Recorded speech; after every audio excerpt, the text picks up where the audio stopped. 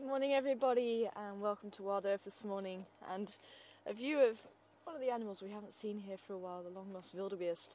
Looks like the bull whose territory is around here, but I think since the lions were here we haven't seen any wildebeest for a little while. But great to see he's returned at least, maybe the females will follow. My name's Tara and joining me on camera this morning is Herman, and back in final control is Craig. So I think we're going to have a quick look at the wildebeest a little bit longer, and he's heading down towards the Impala and did hear a couple of rutting calls, so I think let's try and see if we can have a quick look at that before we head out on safari. And I'll keep a check on the sun. It looks like it's going to be a little while yet, so let's go and see what's happening with the Impala first.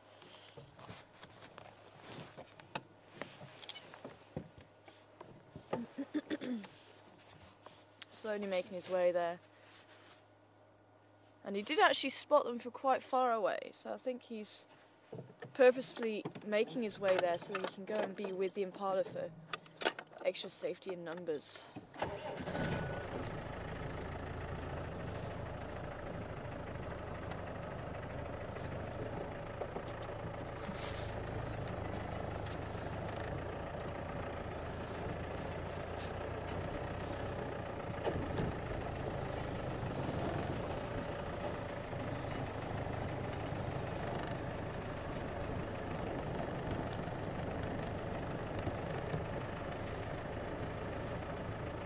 I'm not too sure. I think something might have happened last night. Or this morning, I did hear the guinea fowl calling. I saw a couple of guinea fowl just on the road there, heading down towards the dam. They may have been round the dam. And I'm sure somebody has been around here. Whether it's Karula or one of the boys, I'm sure. Oh, good morning. I think you that I was hearing.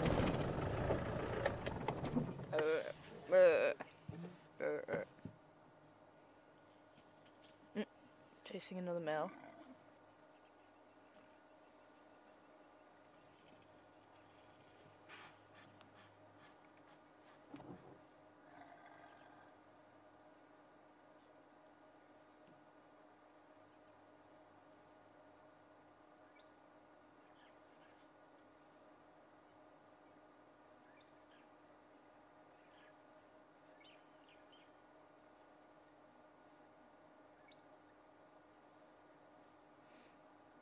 Of course, the wildebeest doesn't pose a problem to him.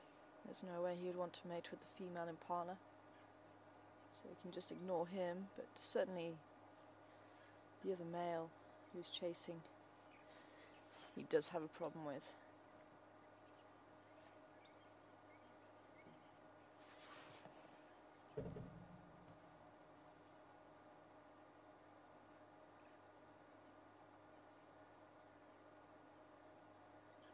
He's now making his way over towards the wildebeest,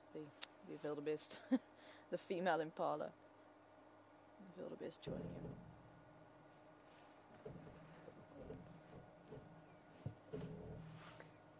Oh, I think you might have just seen that. There was a female that just decided to jump.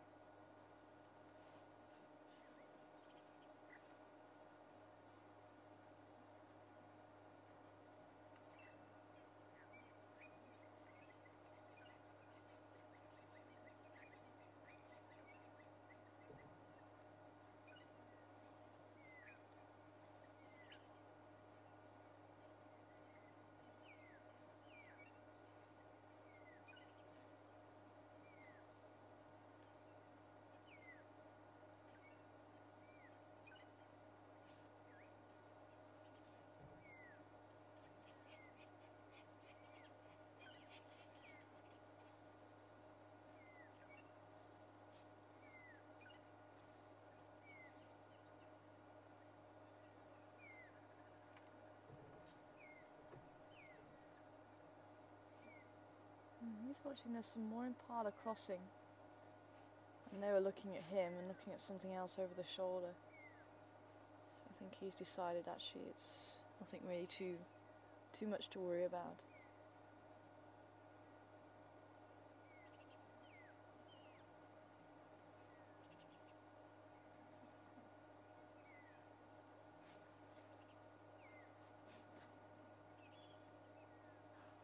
Now Impala's stating his claim over there too. He's just run off.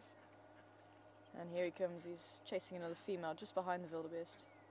Here he comes, just in front of the wildebeest now.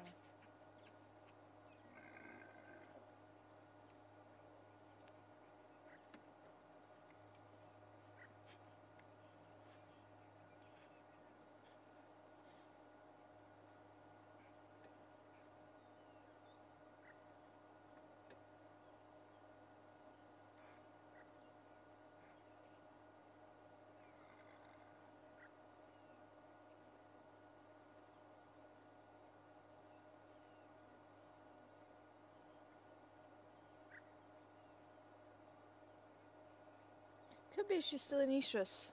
Could be why she is still being chased. There's one or two females like that. But for the most part the rut seems to be over. But we haven't really seen the females down this side too often this last few days, so that could be why he's making the most of it, whereas the male at the top seemed to be a little bit more relaxed. He's allowing that bachelor group to get pretty close to the females. They're all watching something. Oh, here comes the sun. Let me see if I can just manoeuvre so we can have a look through the trees.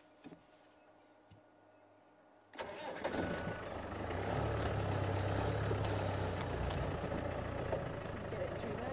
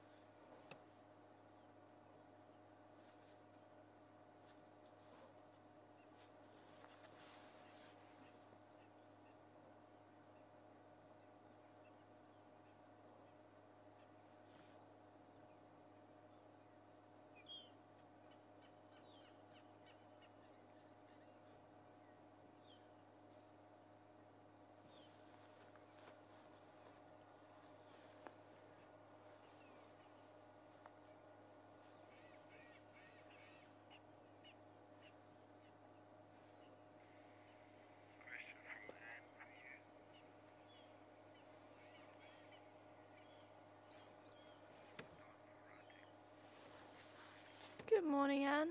Welcome on board this morning. Now these females are all looking. I'm just having a look at the Impala. The females are all looking down towards where we've just been.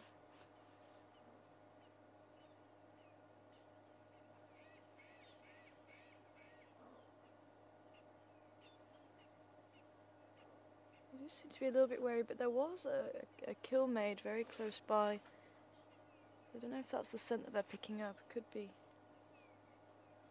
But you are right, Anne. This is the time for rutting in the Impala. I'm thinking, are you hearing that barking? I think there's some barking going on over the western side there. Maybe we should go and check it out. It's very, very, very faint. It might be worth us going and checking it out. But we are just coming to the end of the rut, Anne.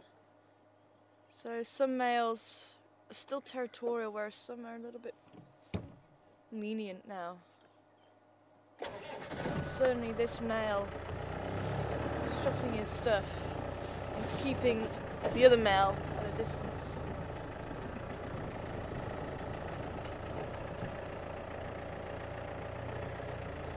Just rounding the females up to come this side.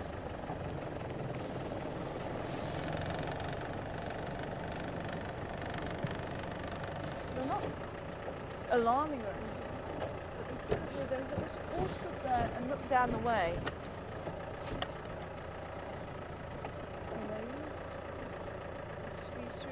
It's alright. Steady on.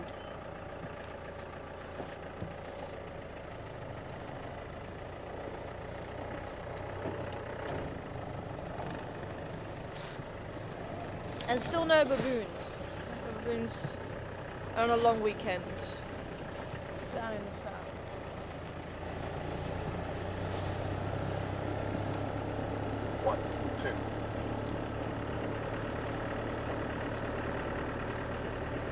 Morning, all stations. Anybody out on drive this morning?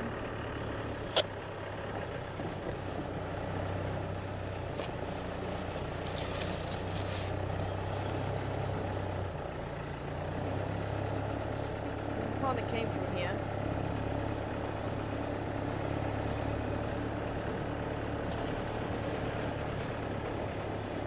Well, I hope you get some company soon, mister. Shame. You always look so forlorn. Maybe we need to try Zoe's Road. I just thought I heard barking somewhere down here.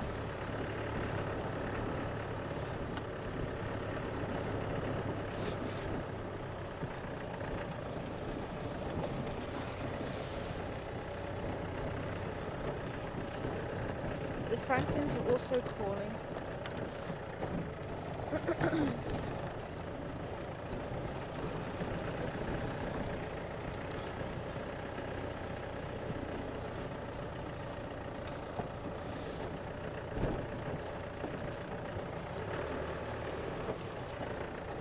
Now the barking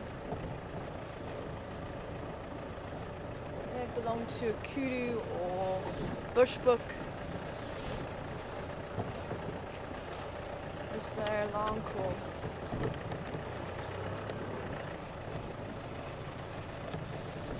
I say it was just very, very slight with the wind, with the breeze. It's not very windy this morning.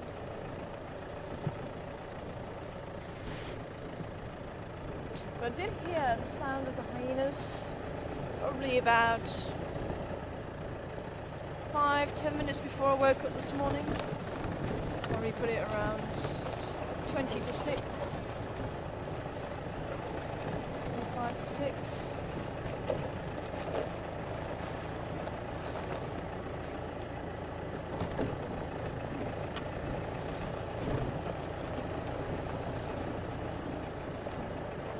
Again, you tend to just see many of the antelope species. If they see a hyena, they tend to just look at it. Really give an alarm call for it. The hyenas in this area anyway.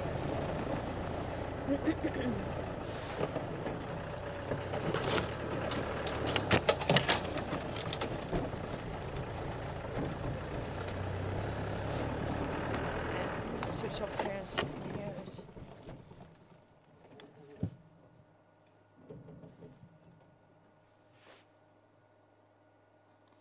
Mind you, it's quite a time difference now. Yeah, there. Somewhere in here. Okay, we need to go to Zoe's Road.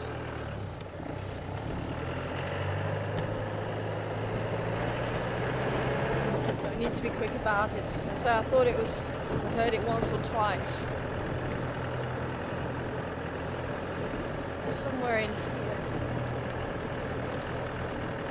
Maybe from the other side from Zoe's Road. Could even be out on this open plain through this group of trees here. Just needed to keep calling.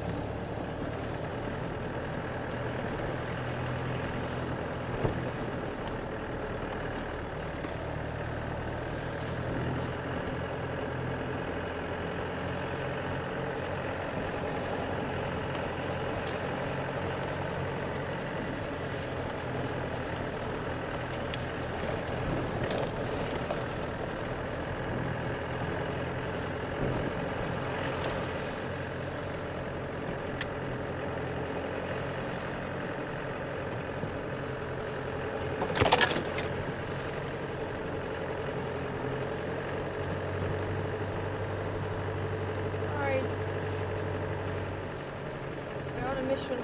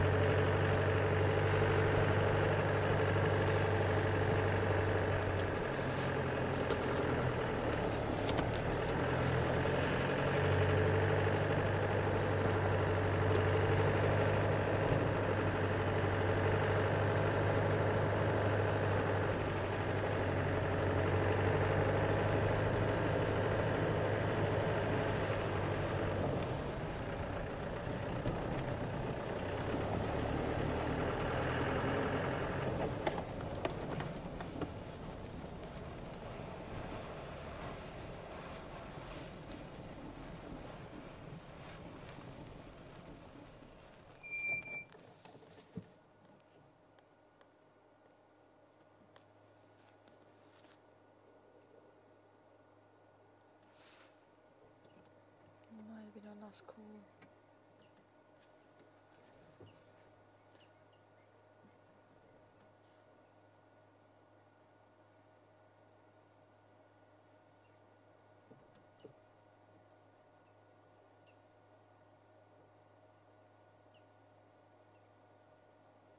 Literally on the other side from where we were.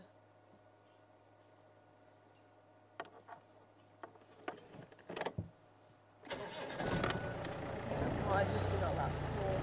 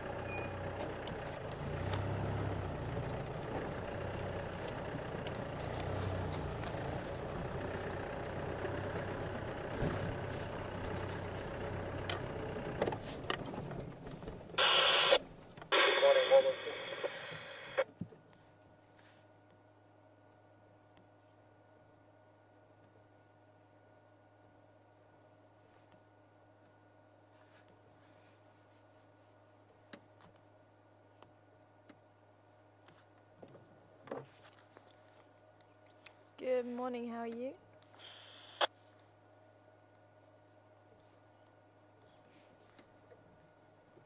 Don't want to speak to me. Okay.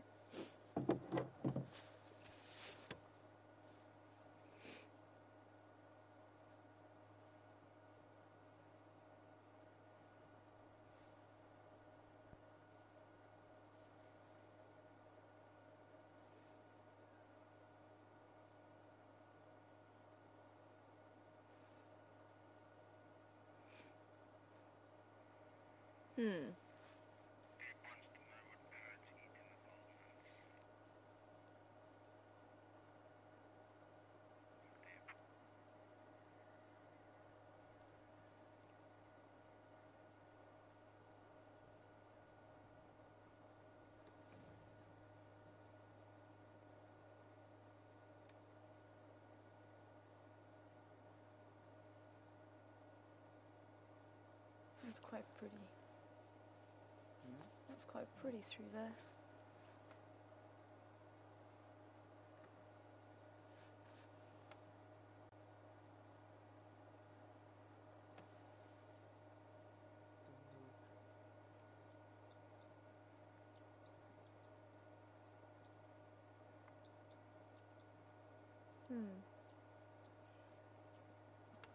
I'm hearing oxpeckers.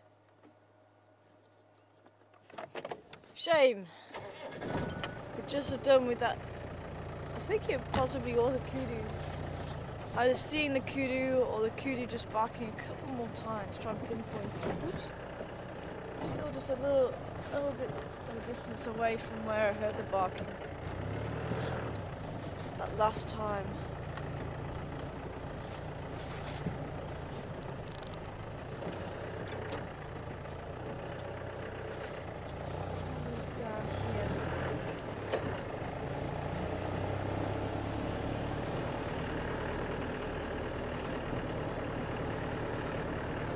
Good morning to you, Devon.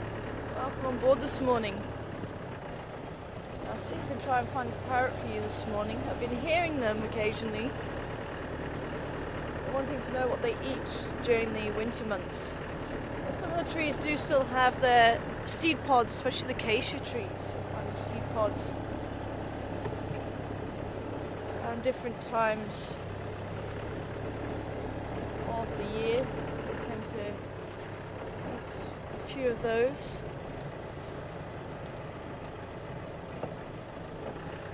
Good morning. How you guys doing? Good. So I don't know if you heard me on the radio. I did reply. I heard you on the radio. Replied, but I don't know if you heard me. Oh yeah, I did. No worries. I heard some barking in here just a few minutes ago. Yeah, I just heard it. Oh, did you also hear it? Yeah, from the Lord. Yeah. How far did you go this way? Just down onto this plane here, because it sounded like it was somewhere in here. Okay. But I couldn't see anything. Yeah, well, I'll go down here as well. I heard the guinea fowl first thing this morning as well, but they seem to have quieted down again. Okay. So yeah. Alrighty, I'll give you a shout. Are you going north or south? Are you gonna go around? Yeah. Okay, cool. Enjoy. Good luck.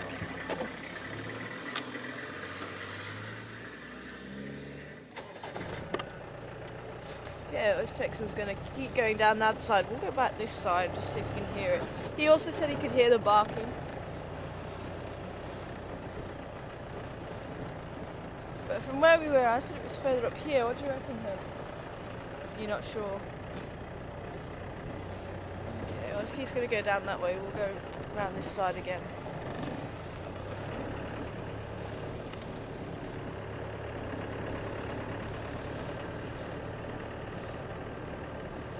Feel the need to catch up with spotted cats.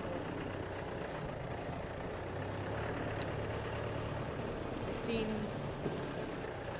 everybody else since the storm, but we haven't seen our spotted friends.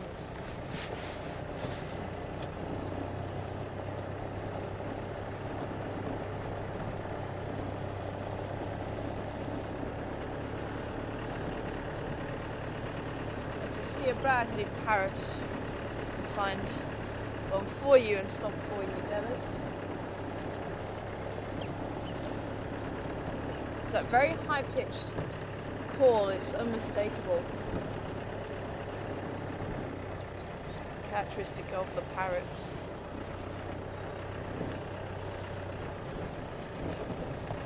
Hello, Impala. You've seen a spotted cat around here.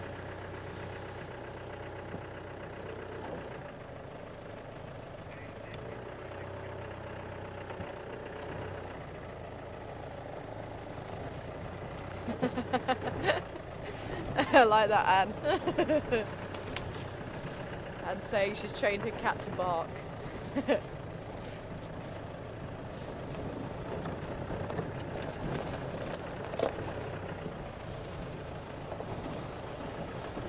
You know the caracal is supposed to bark rather than roar or meow.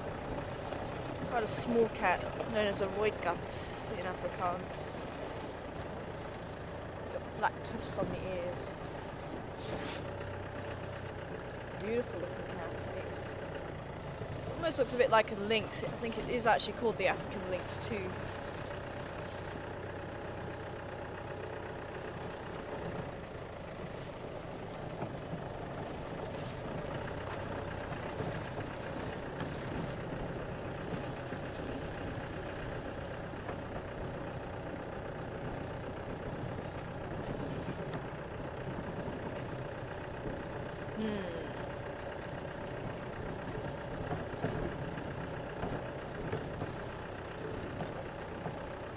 So I thought it was somewhere between here and there, because there's a plane at the back there. That's where we were.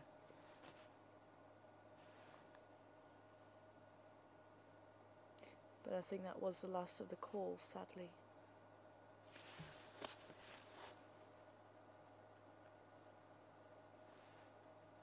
Which really doesn't help us. Because just to try and go walking in there, or even driving in there, just on a whim, I mean, that could be from there to top there. And you destroy a lot of bushveld just doing that. But if you have someone calling, at least you can try and go in and follow that call, especially if it's quite insistent like the monkeys. Monkeys are usually quite a good one to follow.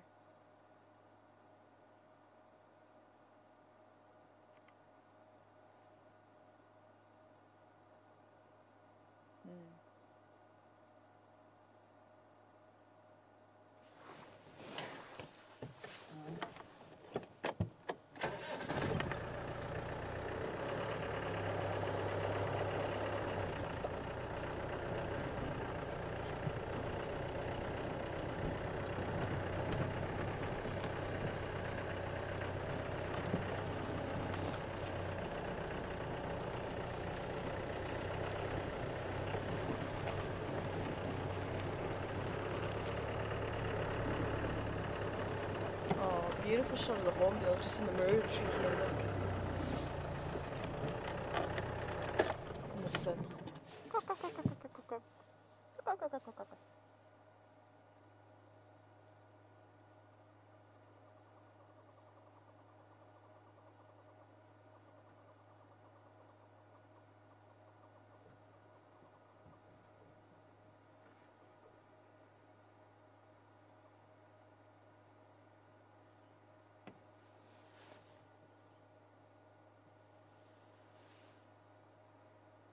It never ceases to amaze me how dainty they can be with that bill. They can literally pick up a tiny insect and throw it up in the air and catch it. They can use the tip of the bill. They can be so gentle with it.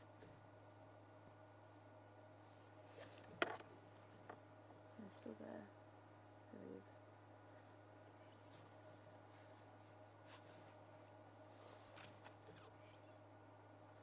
I still can't get over the fact that we saw one eating a bat.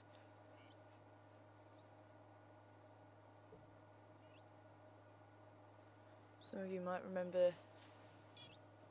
Oh, I hear the parrot. Parrot flying overhead.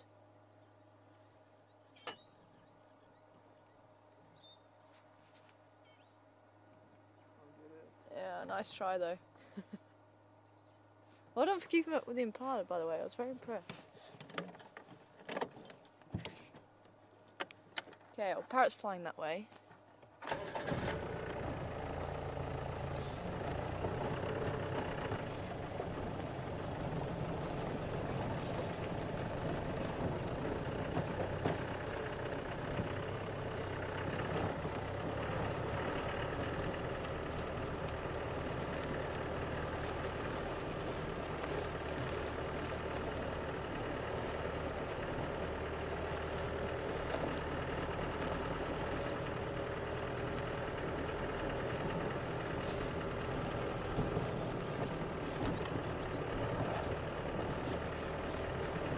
Saying, oh yes, you might have remembered us when we went out incredibly hot.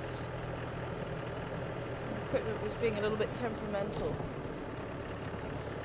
and it was hot and it was humid, and for some reason that day the bats were all lethargic. We saw a couple of bats we were back at camp for a little while. When we went out on drive, we found a bat on the edge of the dam. And it was drinking, but it was just, wings were spread out, and it really did look like there may have been a problem, and it started flapping its wings and it managed to lift itself off the ground. But it really must have just been the heat and the humidity, and it sent them loopy, I think. I think this bat was just trying to find somewhere just to roost, and it picked a log or something on the ground, and it must have just climbed underneath it, and this sharp-eyed hornbill either saw it go in there or just saw movement in there. And it dragged it out, and this bat was sort of body size was about this big. It wasn't a small bat, but it wasn't a huge bat. And the hornbill took it out,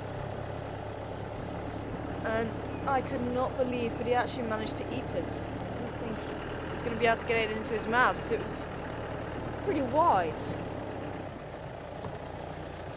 Sure enough, he did.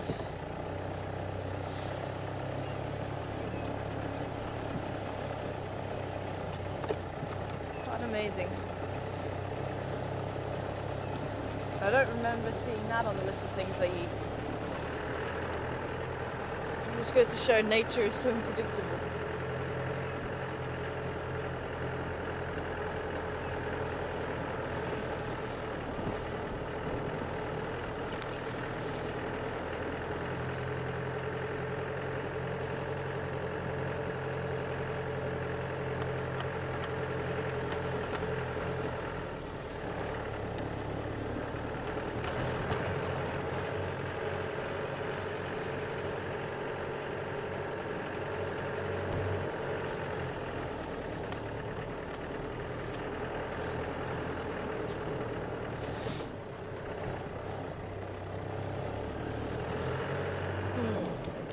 Let's just try up there in a little while.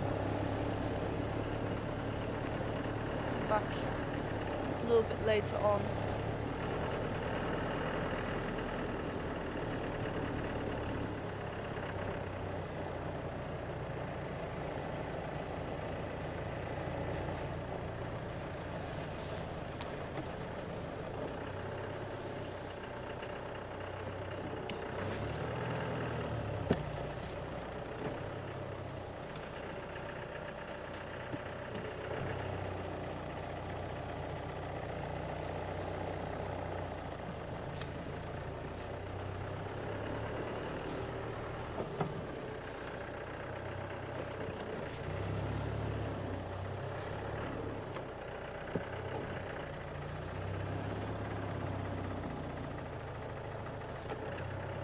There's been so much traffic here, but I just thought I saw a putty tat track.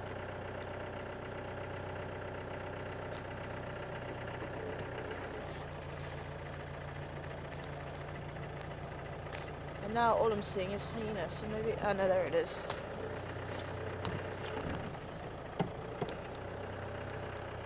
No, it is hyena. Okay.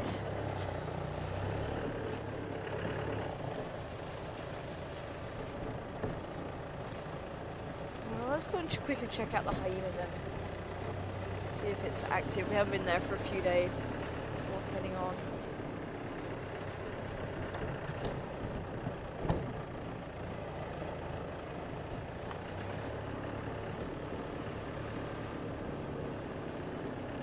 Oh, look at grey Louie sitting in the tree.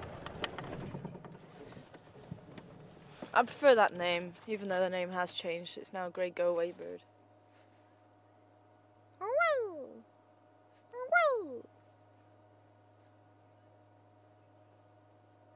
Nobody wants to answer me this morning.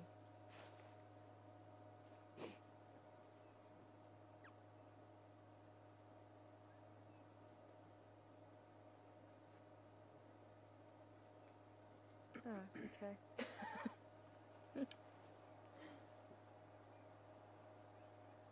Mate decided to fly off. Well, here's another seed eater, and actually just like the parrots, seed and fruit eaters tend to have this cone-shaped beak, which gives them a little bit of extra strength just to try and crack the seeds.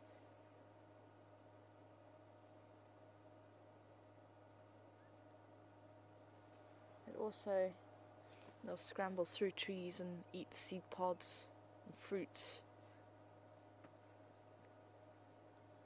May even find them eating the buds on the trees. And there's actually some seed pods in there. There's one or two there, possibly what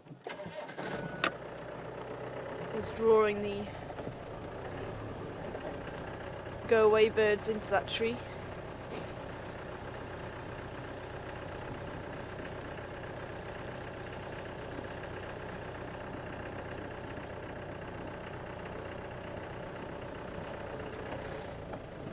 Oh, hello little steenbok, pretending to be an impala.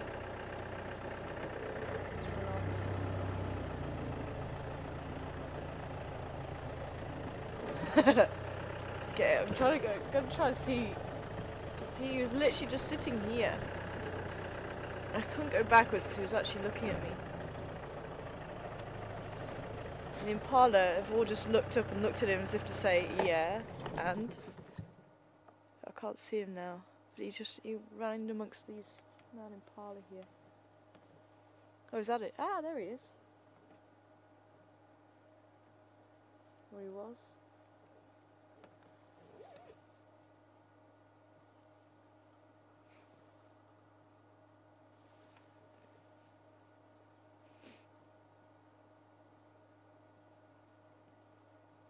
Dwarf antelope. Again, maybe utilising the safety of eyes and ears. Extra eyes and ears from the impala.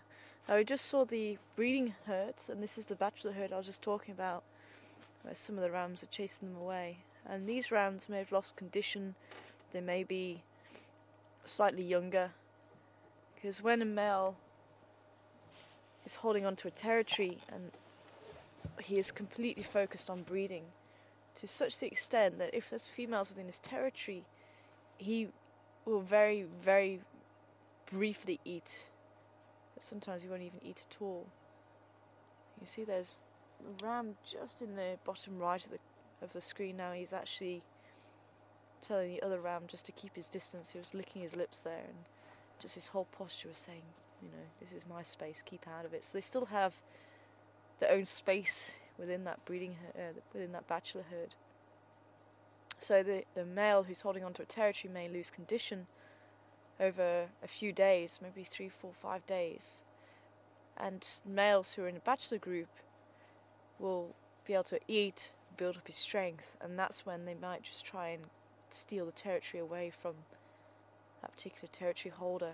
So he will then, if he loses, will return to the bachelor groups, build up his strength again, and then try and muscle in onto the territory again. So it's quite an intense period of time for these males. You can see there's some beautiful longhorn males which are pretty old, and I would have thought that they would be quite strong. So it could have been they were territory holders and they've been kicked out by the males who we've just seen.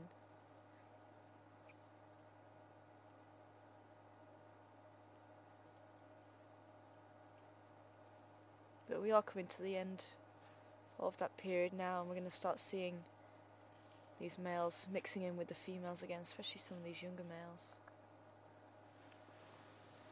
Well, unfortunately the steenbok is not going to make another appearance, but the steenbok has a different method of avoiding predators. They tend to live either on their own or in a pair. It tends to just be that social structure. You don't tend to get herds of steenbok. So they tend to hide away. They'll hide and squat down in amongst grass, and they'll freeze. And that's what he was actually doing. As we drove past, he froze. It's like, I'm not here, I'm blending in. But unfortunately, because I'd stopped and we kept looking at him, he suddenly realised, oh, I've been spotted. So that's when he runs away, and that's what they'll do if there's a predator around.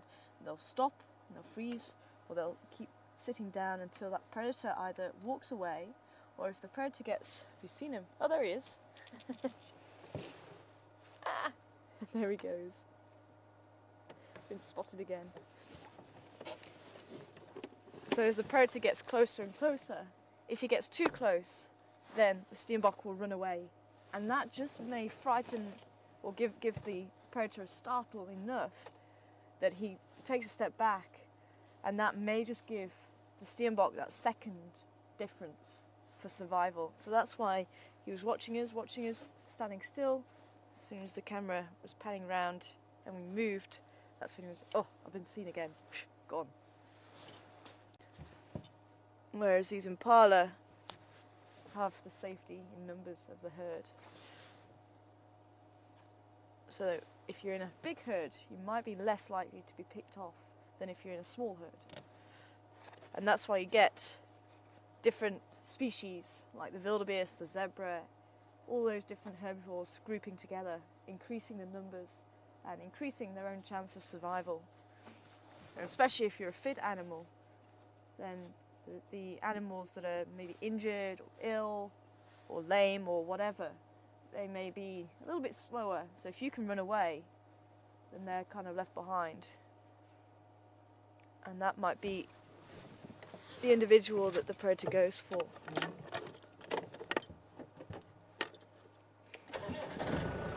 What's quite interesting though is the larger antelope, sorry, not antelope, larger herbivores may actually protect their injured, especially like the buffalo. They might actually protect their injured and the old. There he is again. We can try and get him again. Okay, I'm going to keep the engine running. I might just mask our sound. I'm not going to look at him. It may have just worked.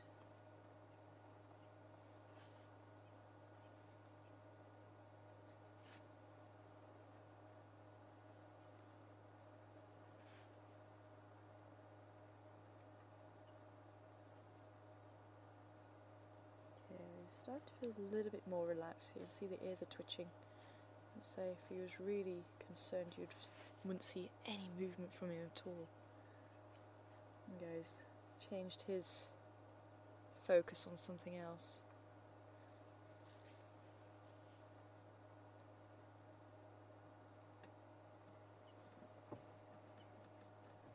Trying to work out, are we a threat or not?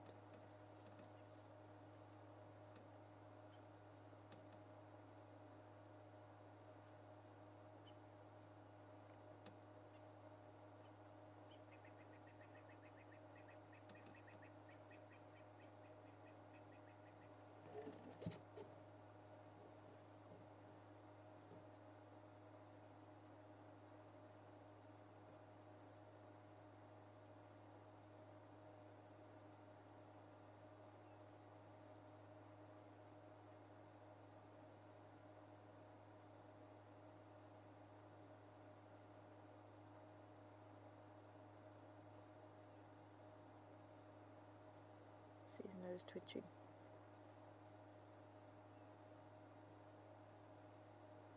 In every sense is trying to get as much information as possible. See the ears are forward, eyes also looking forward, the nose pointing forward.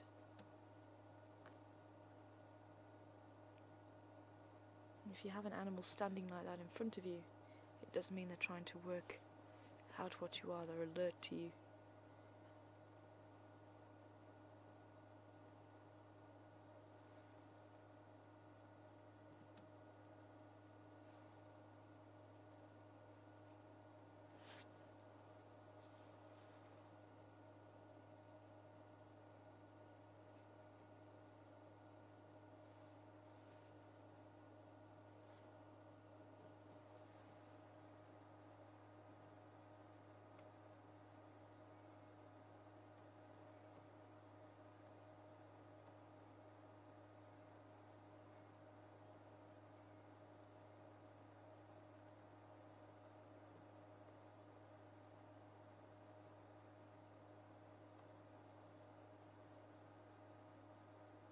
It's a shame we didn't see him next to the Impala.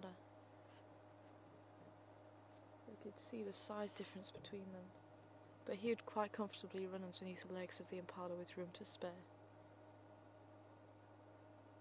And this is a fully grown male. Probably the size,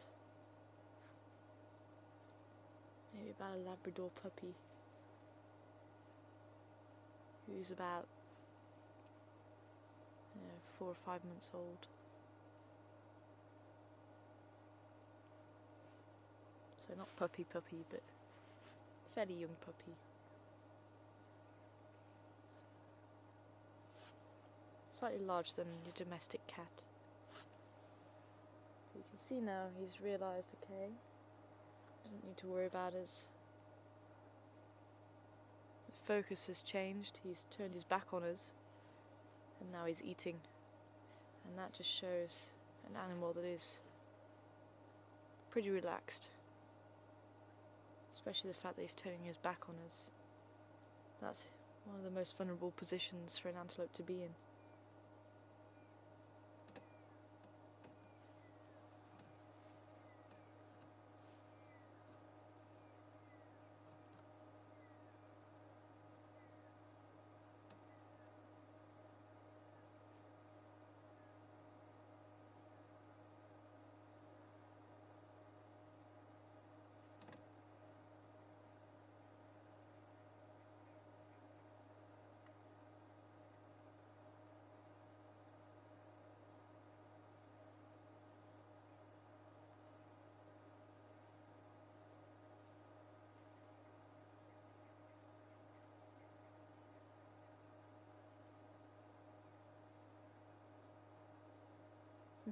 There he goes.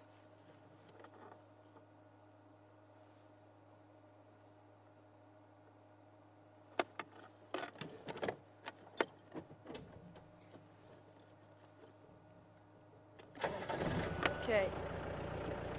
Change of mind, I think we are going to go this way, down towards the dam, because yet again I'm hearing those guinea fowl calling. Might be another wild guinea fowl chase. I just want to see if they are calling about something. It'd be foolish not to just go and have a quick check.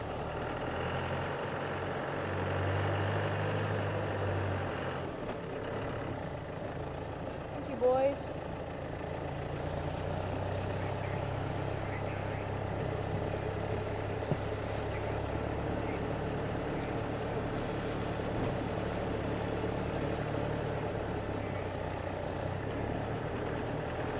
Hi, JJ. To hear from you. Long time no hear. I hope you're well, JJ. We haven't seen hammer cop actually on drive fairly recently, for a long time actually. We were used to seeing a hammer cop here at Gary Dam, and also at Buffalo's Hook Dam. Ooh, eagle flying over.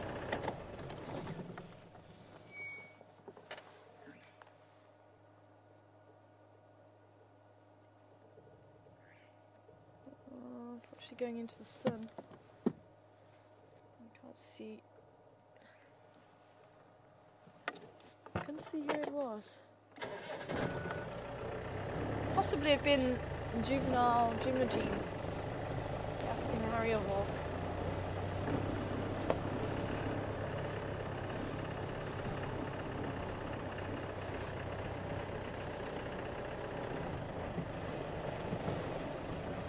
But we haven't seen the hammercock here at Gary Dam for quite a while now.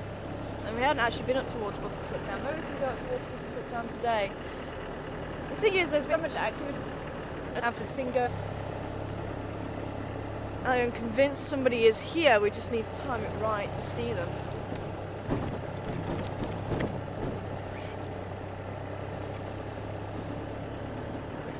But the only nest that I know of is on Little Gary. There's a huge nest outside the lodge down there. And they are actually responsible for building the largest nest in one go for a single pair. Because the sociable weavers actually do build nests which can reach enormous weights. I think some have been recorded as about a ton in weight. That's the sociable weavers. That's many birds. And even either vultures or some of the raptors can build larger nests. They may even build on top of buffalo weaver nests or other birds' nests. But that can happen after an opponent's made 2 or 3 years in a row. Whereas the hammercock will build a nest all in one go in one season. And that can be about 50 kilos in weight. And I think it was Penny that sent through a whole list, because they actually took a hammercock nest apart once and they actually found what it was made up of, and there were so many different items in that nest. So the main bulk of it is sticks. But then there was things like the inner tube of tires and people's underpants and all wonderful and strange things like that to align the nest with.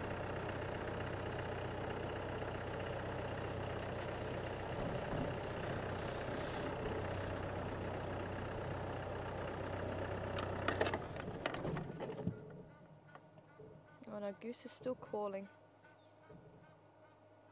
Oh, and I can hear parrots. Okay, well, let's go and see what the goose is calling about. Remember yesterday we had a pair of geese trying to take over from the female. That is the female calling.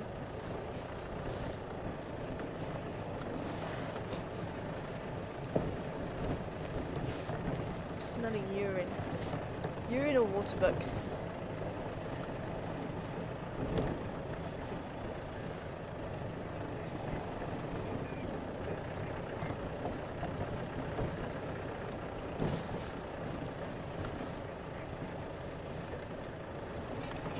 Good morning, Nana. Welcome on board to you. And just pick you up on the fact that the wildebeest was on his own. You usually see wildebeest in groups, so they're usually in groups or on their own. Nana, they can be both. Okay, goosey gander, oh, you're there. I hear the parrot somewhere over there. Hopefully the parrots will come this side so we can see the brown-headed parrot.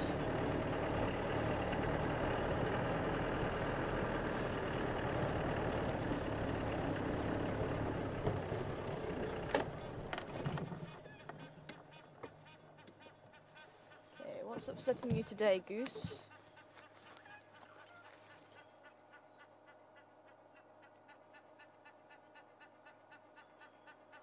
That sounds like the female.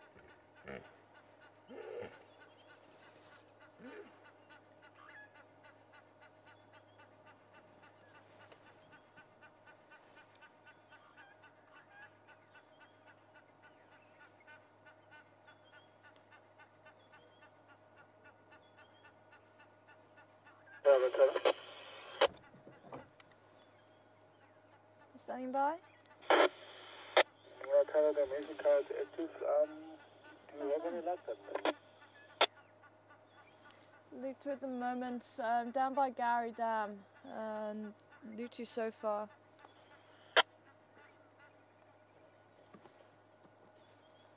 Sorry, come again? There is the other goose down there. I've got Lutu at the moment, down by Gary Dam now, and still Lutu. Okay, copy that then. Non-contact. No, negative.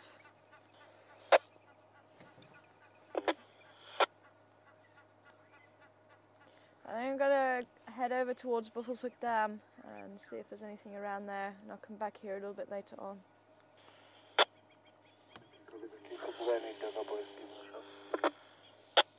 Will do. Is it in physical or is that? Sorry? Yeah. Yeah. Hyena Den is active, so I think we're going to go and have a look there, which is where we were going to go and have a look. Okay, so she is still calling by the looks of it. because of the other geese. Worth checking out. Texan wants to try and see some Duggar buffalo this morning.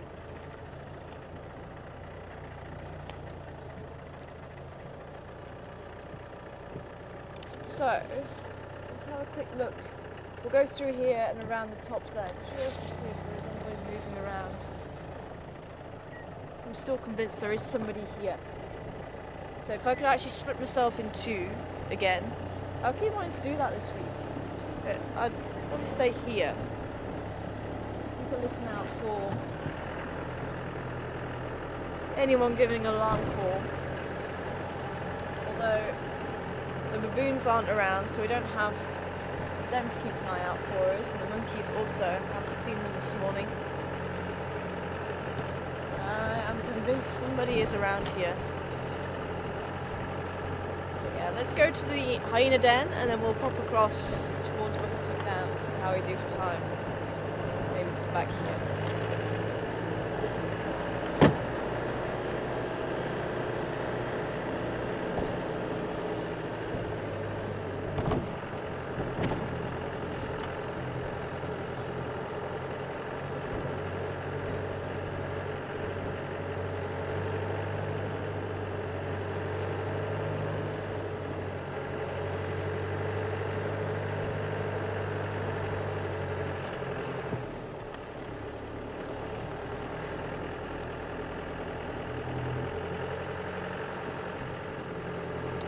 Try and find you a sea pod as well.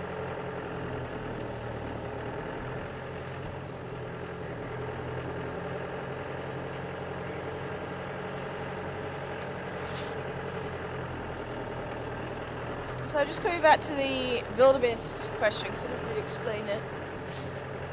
But the reason why we're only seeing one here is because wildebeest down here in South Africa tend to hold territories, and they can hold them all year round. Now the reason for that is they don't need to migrate. They can find usually enough food and water all year round, and the food usually contains enough nutrients for them.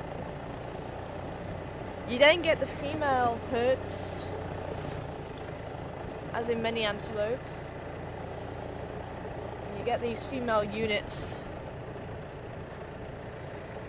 or family units, with females who are pretty much all related, in their calves, and they'll move between the male territories. You found them not here.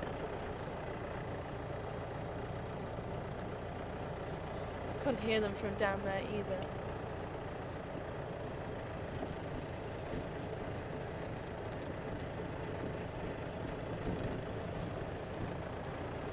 Now, up in other areas, especially Kenya, Tanzania, that's the most famous,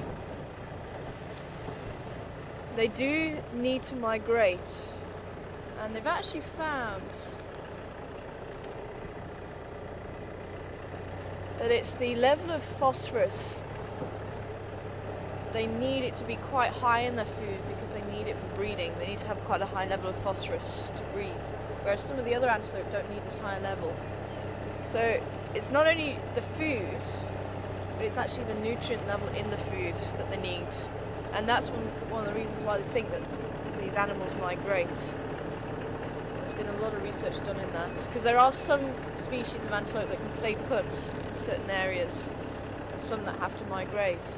Apparently the hartebeest, or species of hartebeest, can stay put. They don't have to migrate in those areas, which is quite interesting.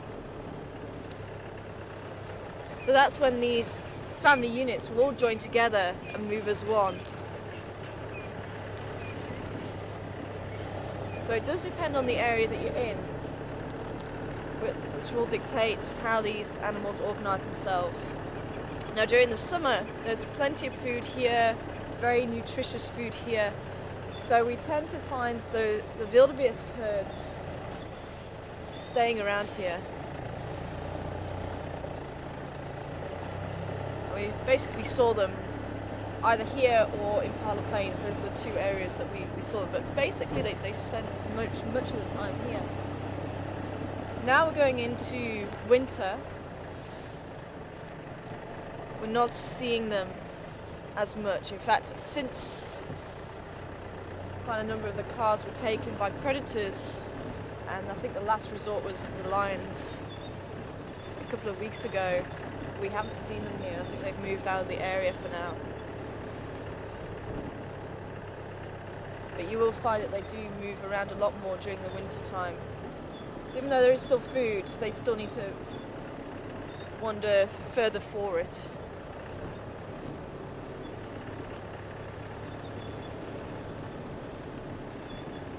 Sorry boys, interrupting again. Stay there.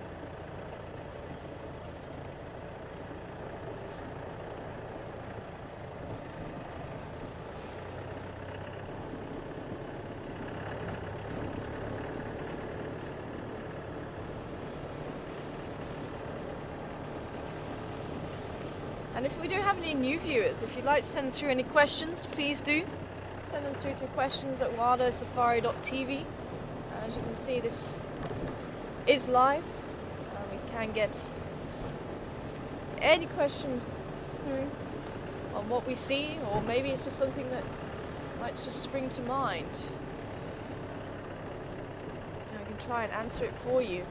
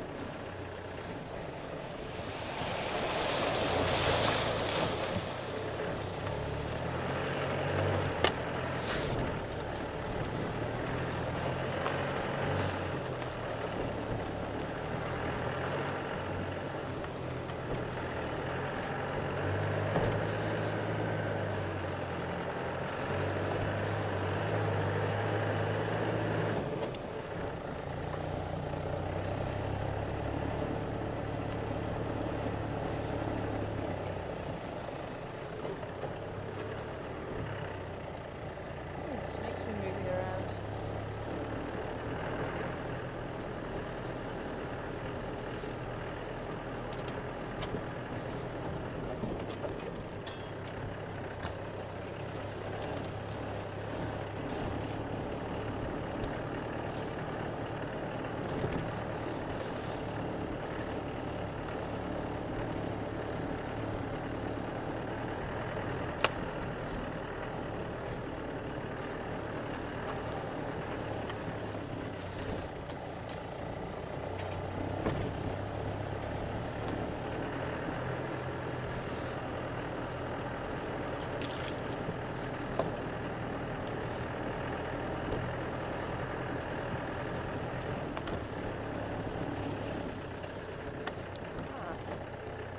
Oh wow, look at that. I'm gonna go up this way then.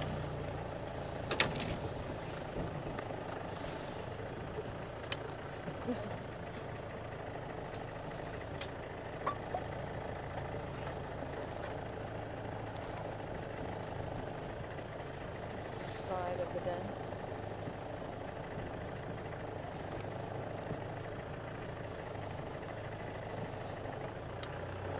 See them through there.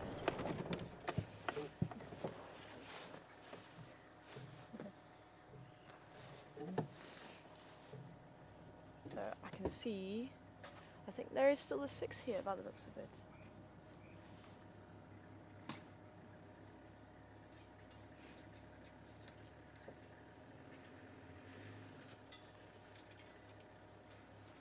And that youngster's smelling floppy ear. She's just sitting off in the grass there.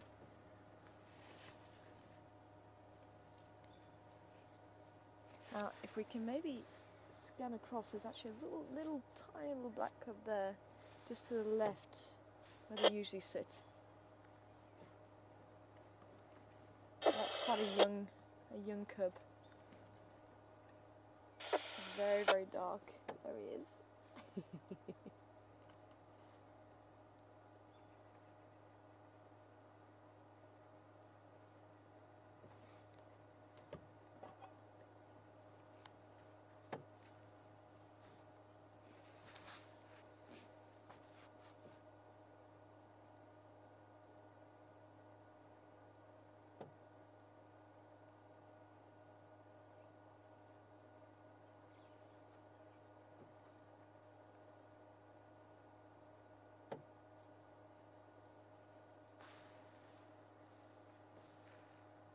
See, not really any spots on them at the moment. They tend to develop the spots around 4 months of age.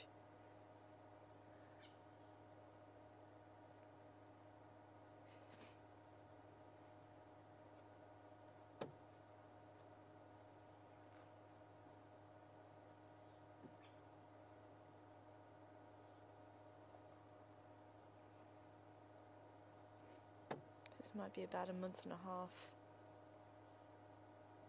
It's a little bit wobbly on the legs there.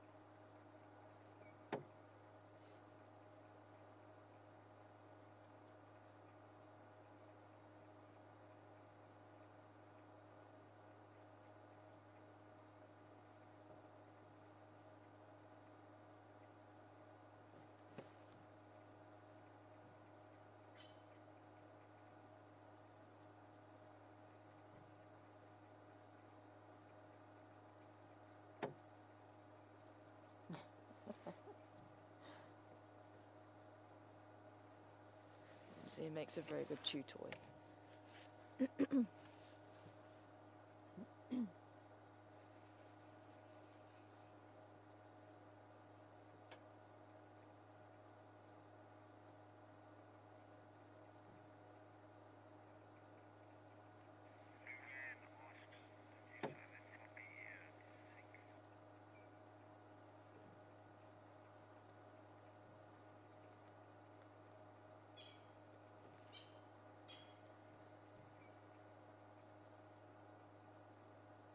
And I think this is often a side to hyenas that just doesn't get publicised enough.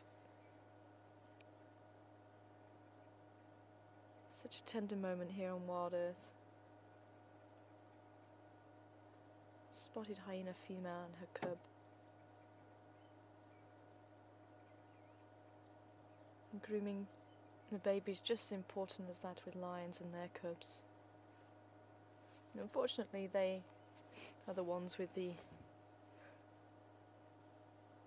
bad reputation. But even just the other night, they were chased from a carcass by the lions, the Majingi lions. And it does go to show lions will also scavenge from hyenas as much as hyenas will scavenge from others.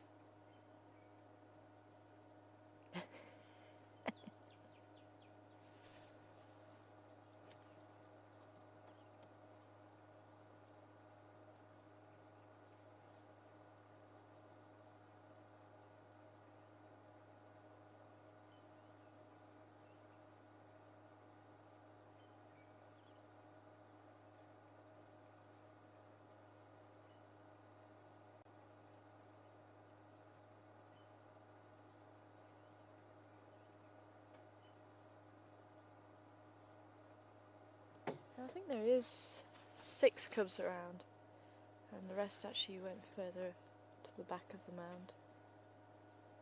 They were disappearing off around the corner. They all seem to be a little bit older than this one.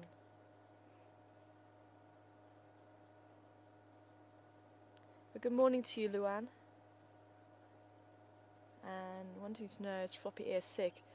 And what I was discussing the other day was the fact that Floppy Ear, some time ago, I was actually sent a video of when she was attacked. Now, I think she may have been attacked by lions, but no one's too sure. And she got severely injured, and she was on death's door. And what I was saying was that the fact that she pulled through that, and she's now the matriarch of the clan. And it was in context with the fact that animals are very robust, and they can go through quite a lot and still look like they're on death's door, and if they're strong enough, they're still able to pull through that. And what I was sort of trying to show was the fact that she is a clean bill of health now by the looks of it. She's strong, and she is the head of this clan, who seems to be quite a large clan. And I think there's around 15 members of the clan, and obviously with these newborns it's going to increase, maybe even 20 in the clan. Say we don't see everyone all together, so it's quite difficult to say for sure, but I'd guesstimate around 15.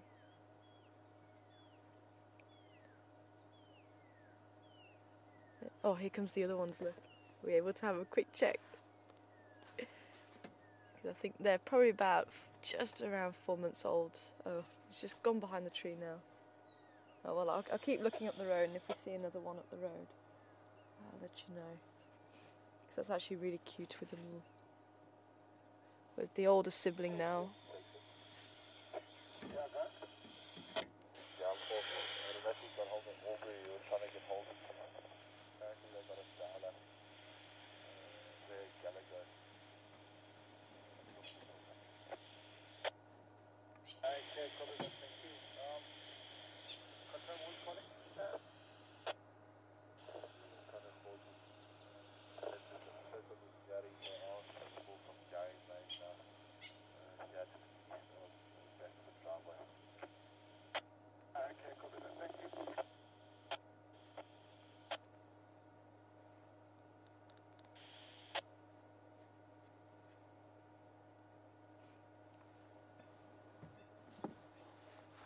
So yeah, Floppy Ear isn't sick. She's very much a healthy mother at the moment. I think a few other people also misheard what I was saying the other day.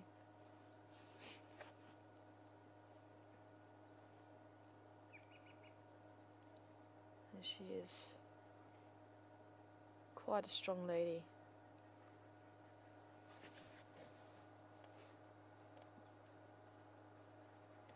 Hmm.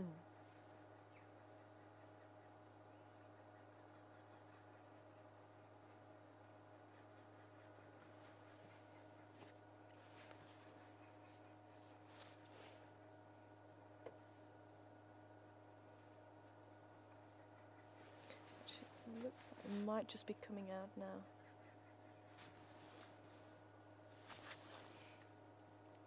There we go. There's one of the older ones. It's probably around 8-9 months old, that one. And there is a younger one that was joining it just off to the side. There's the back of floppy ear, actually.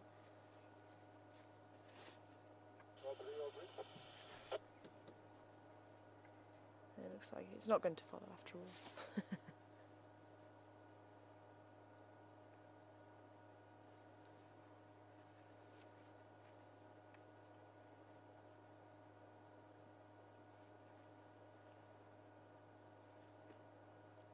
Because there's a little bit of a size difference with the other cub. You can start to see the spots on them quite nicely now.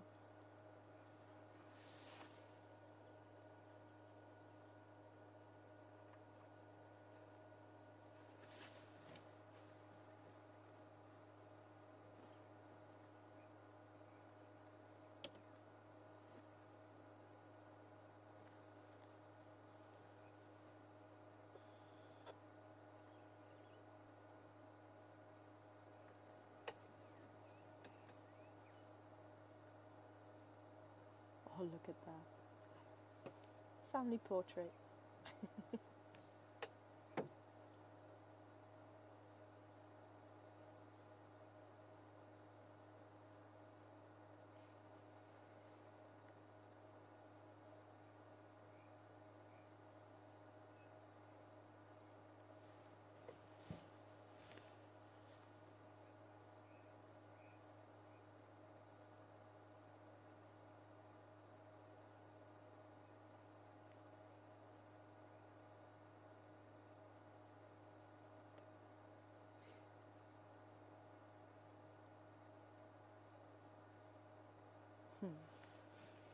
Typical youngsters, still trying to get used to their limbs.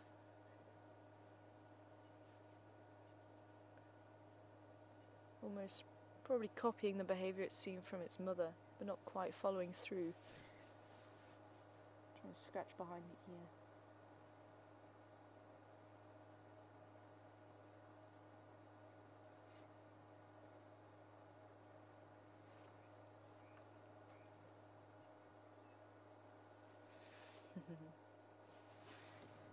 I think something's gonna happen down there, I think. Got one of the older ones playing with one of the youngsters.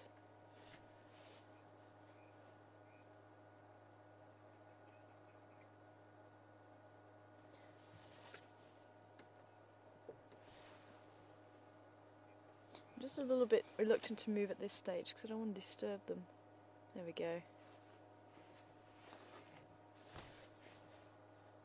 Just about make out the spots on baby now.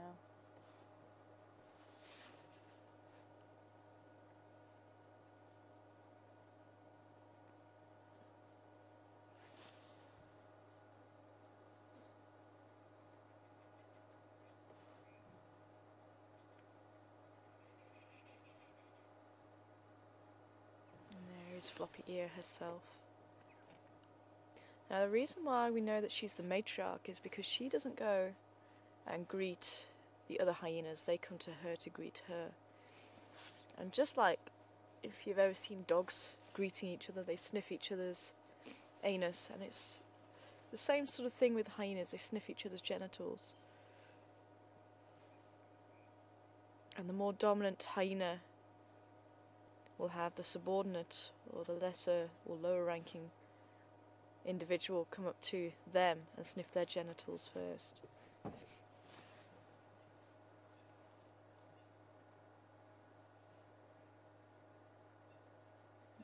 Fluffy has just moved a little bit further into the bush. I wonder if she's seen or smelt something.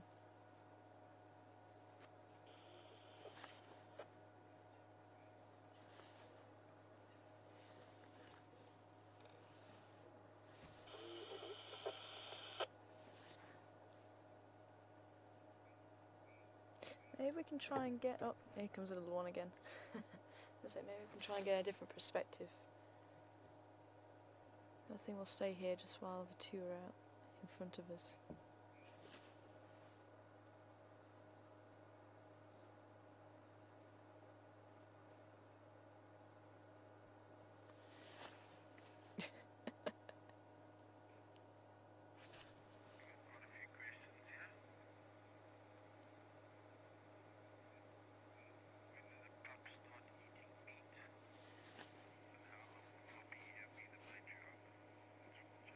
Hi Joe, good morning to you. Look at that. And when will the pups or cubs, you can use either for hyena. When will they start to eat meat? They may be lucky enough to taste it when they're a few months old, 3 or 4 months old. But it really does depend on the clan, but generally meat won't be brought back to the communal den site because there's a lot of competition between hyenas. But it could be, these seem to be quite high ranking members, and it could be they might just bring something back for the cubs because they're less likely to have it stolen from them.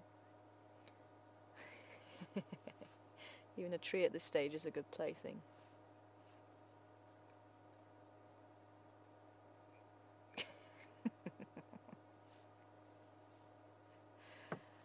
But they'll generally start to go out on foraging excursions when they're about 7 or 8, 9 months old with the adults. They won't tend to go on their own until they're about a year old.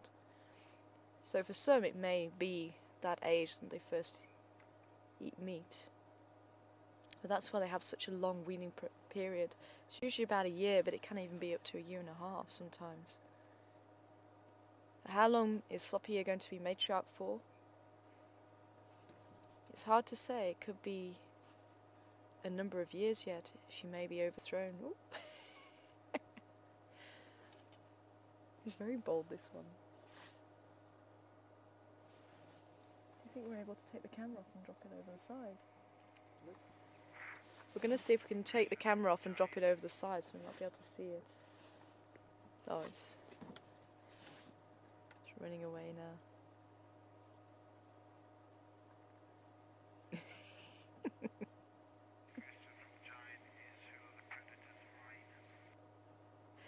Good morning, Jane. And this really is quite something. This is one of the reasons why I was a bit reluctant to move, because if you stay put long enough, they start to relax. And they become inquisitive.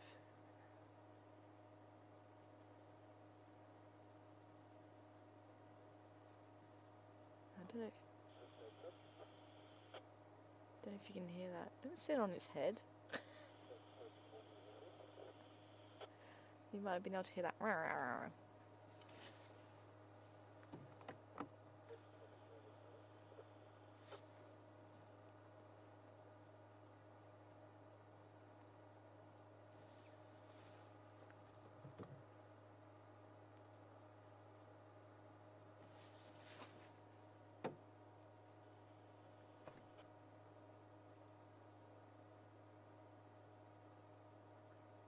And Jane wanting to know who are the predators of hyenas.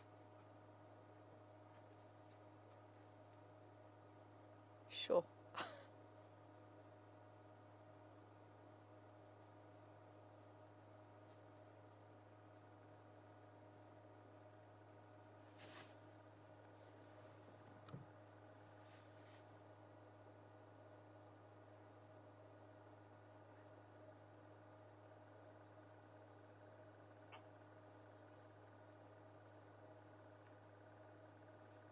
You see this cub is Floppy Ears, the youngster. Quite aggressive and not really giving in. She is the matriarch's offspring.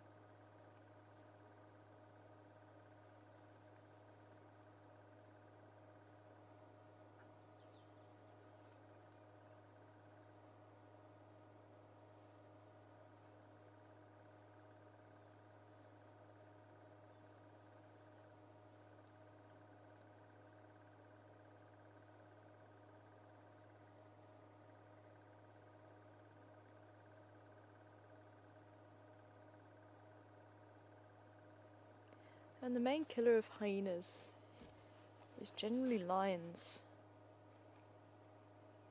especially where there's some fierce competition between the two. But when they're this age, there could be any number of predators.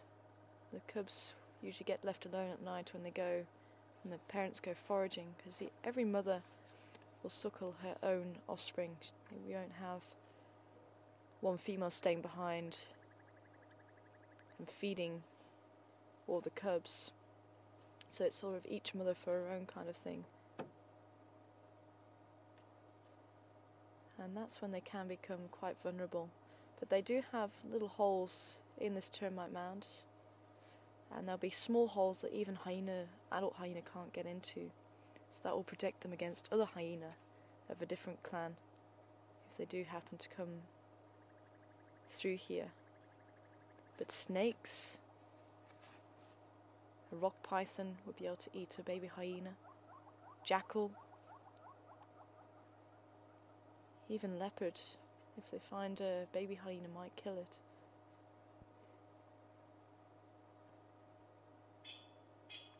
So an adult hyena, very few predators will tackle a hyena, purely because they do,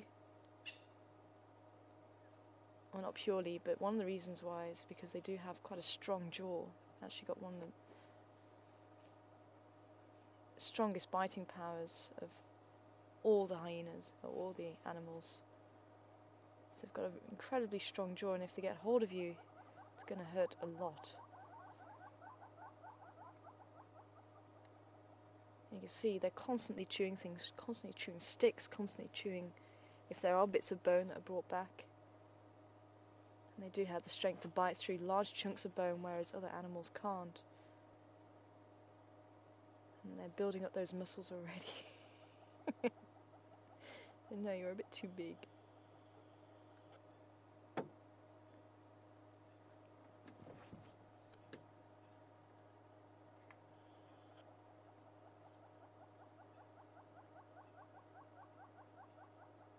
Ooh.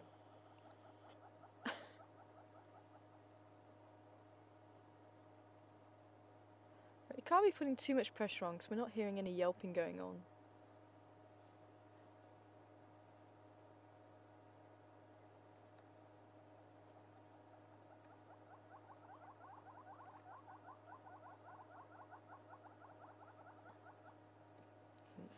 Little Babbo wants to come and play, look.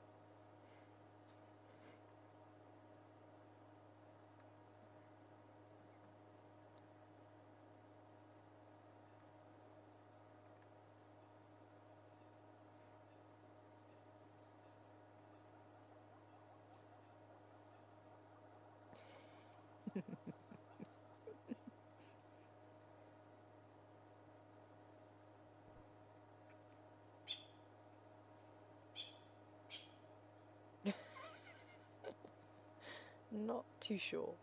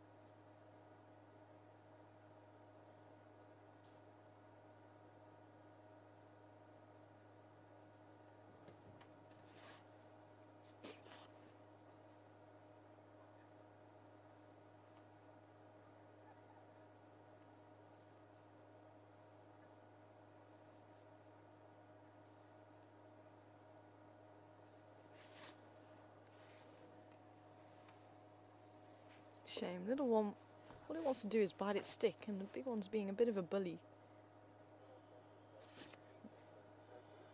I'm getting quite annoyed with it now. Yeah, a little bit more grumbling going on.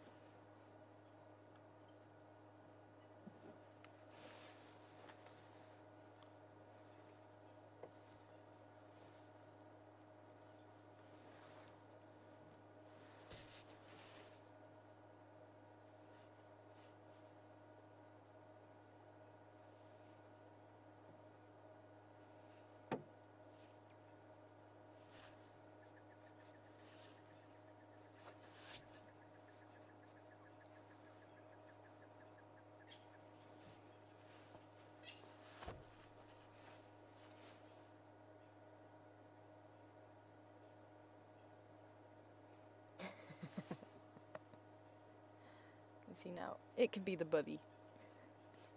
There's someone smaller.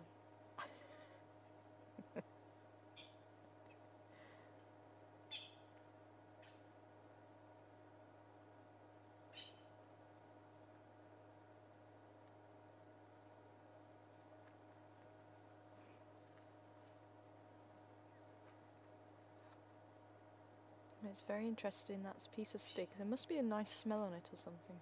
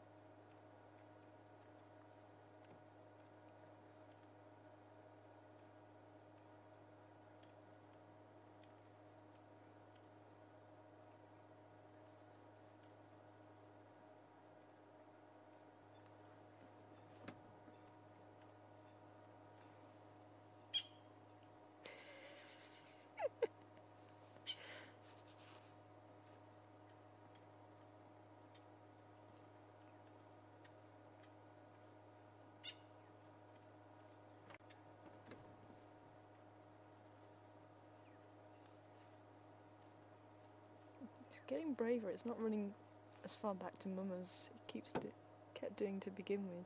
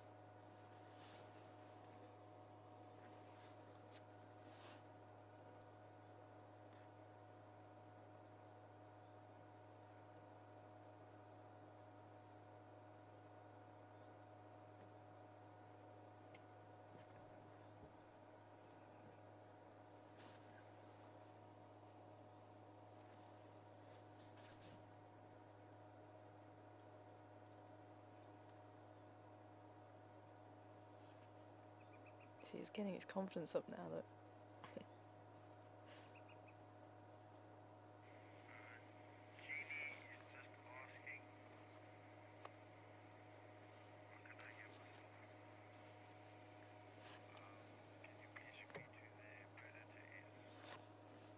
Hi, Jeannie.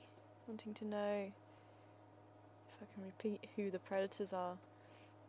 Well, certainly for an adult hyena, there's very few predators that will tackle it, but lions have been known to kill hyena, and it depends on numbers, basically. If you get a few lion against one or two hyena, they have been known to kill them. Again, depending on the situation, especially when there's food involved.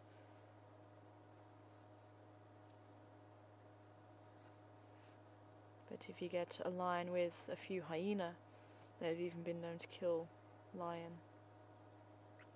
And there's quite an interesting documentary called Eternal Enemies,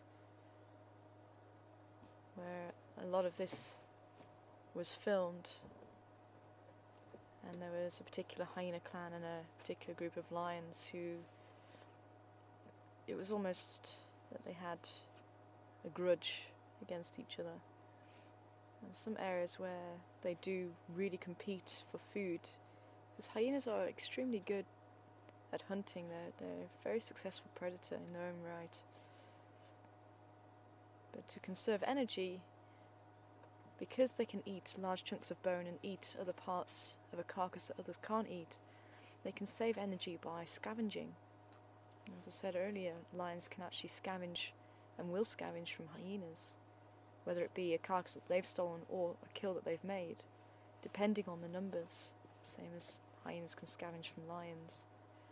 And it's unfortunate that I think in the past it's been very one-sided, and that's where people have got this bad impression of hyenas from, and that they'll only scavenge and they can't hunt, and that you know, they'll make lions' lives a misery.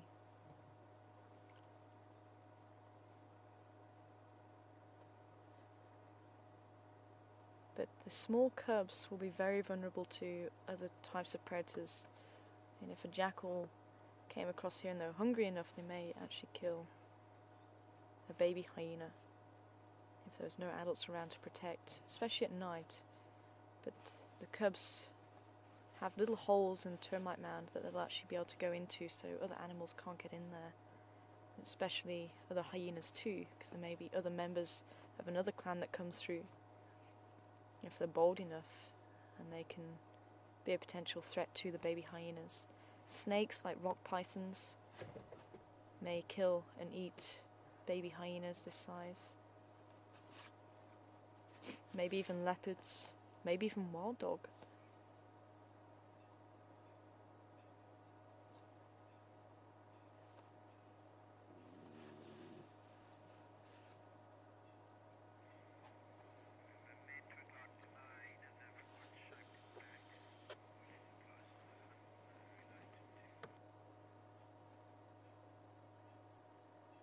Sorry, who was that from? Hi, Annette. Good morning to you. I'm wondering with their sloping back, what are they closely related to? Oh, that hurt. I felt that one.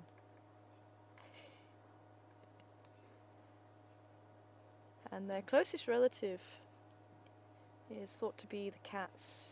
They are part of the cat order.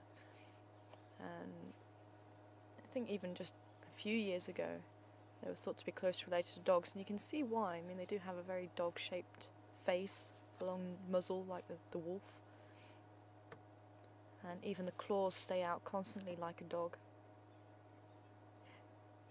He's very inquisitive. He's coming over.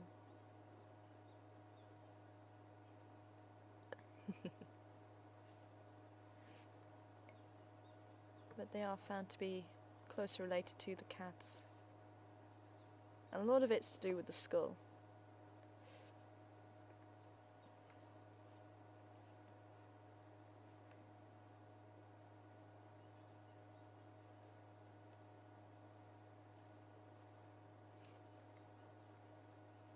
I keep meaning to try and bring the replica leopard skull on drive, and I'll see if I can actually remember to bring it tomorrow and can show you where those differences occur.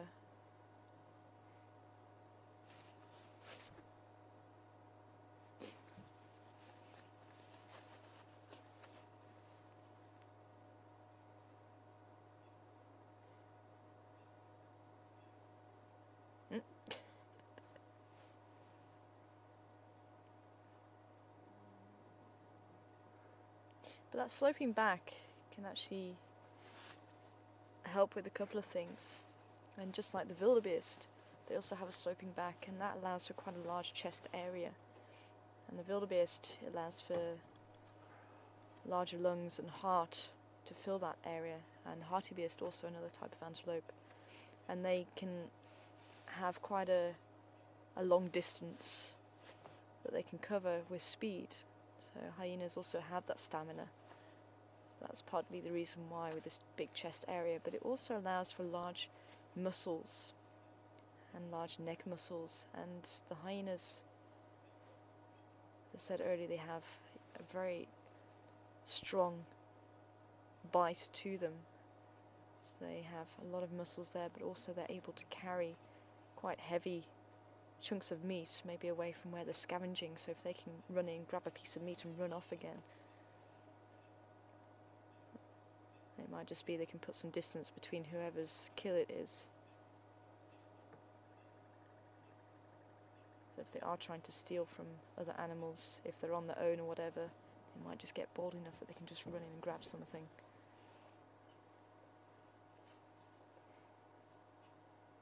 Oh, I don't know if you're on the little one. He's trying to jump after possibly an insect or something.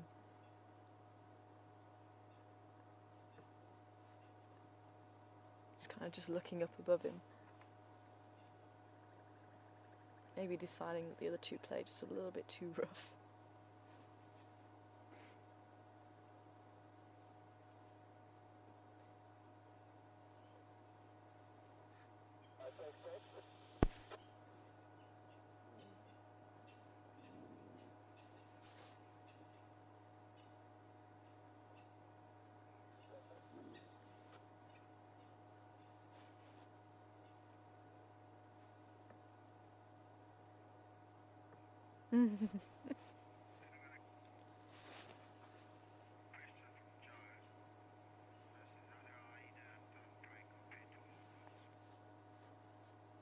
Hi Joe, wanting to know how hyenas hunt down prey compared to wild dogs.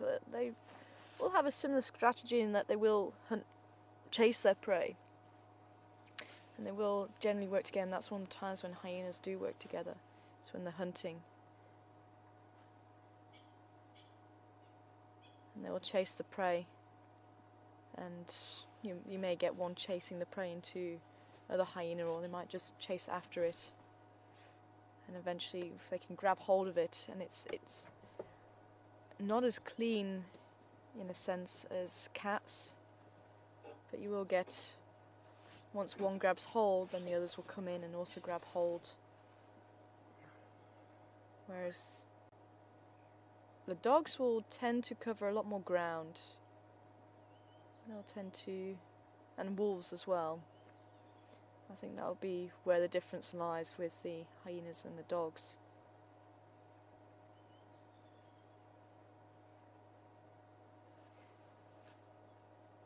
But the dogs, it's called relaying, but it's not quite relaying. The dogs, when they go out as the pack, they'll start chasing after an animal, and if the animal turns, then one of the members will actually cut that corner. So they will go in a straight line after it, and the one that was at the front will then move to the back and maybe not chase as quickly, so they can sort of gather their strength again, so that for that burst of speed they can recover. So then you get, when the antelope darts again, you'll get another member cutting that corner, and they'll do it like that. We did bump into one of the hyenas on quarantine One of the nights we were driving home from dinner, and we had an Impala nearly run into the vehicle with a hyena chasing it. So I think these hyena do hunt, maybe more so than what we think.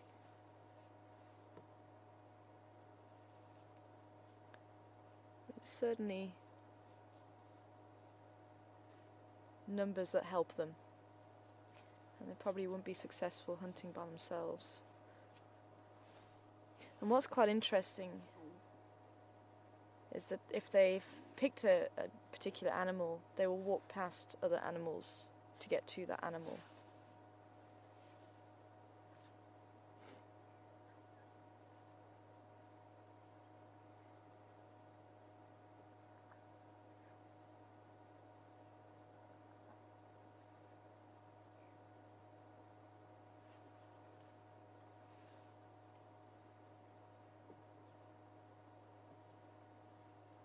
Certainly once you're clamped by one of these, it's going to be very difficult to get away.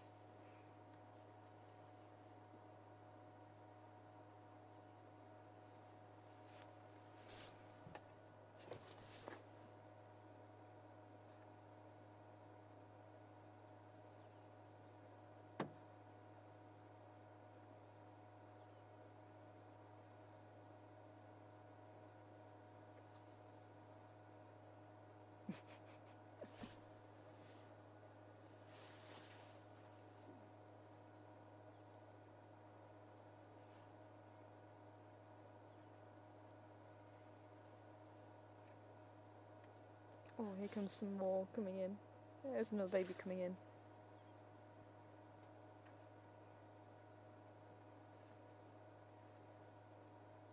I think they must have been playing on the other side.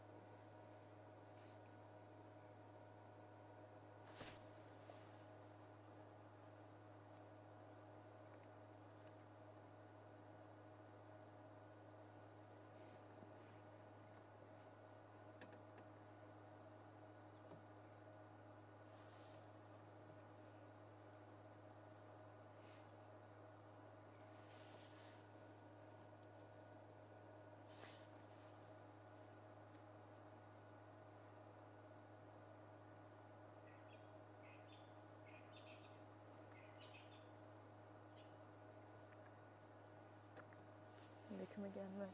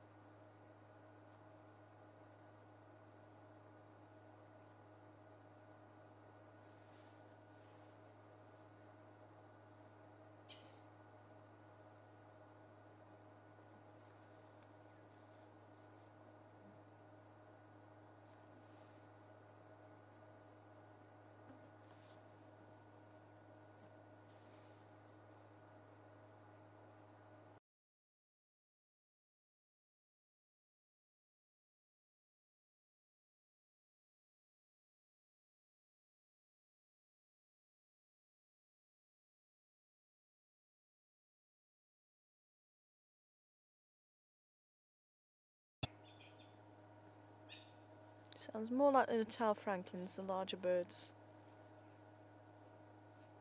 With the orange bill and the orange legs. We're being stalked.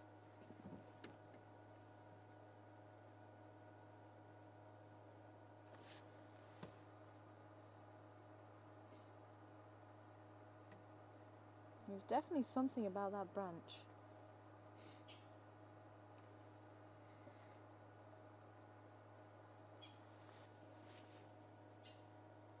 do you reckon? Should we see if we can try and drop the camera off the side again? What if we're gonna get something nice?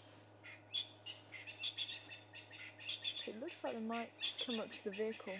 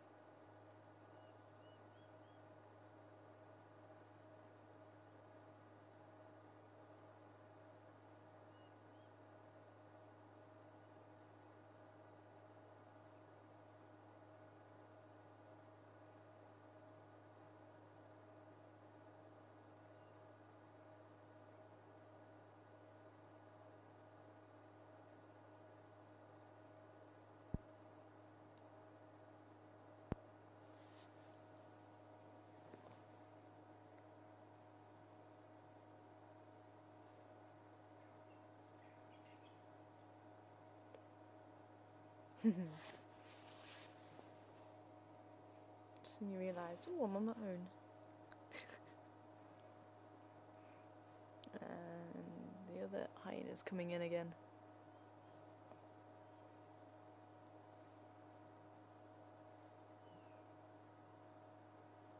Yeah. Actually, I don't want to go and play with you now.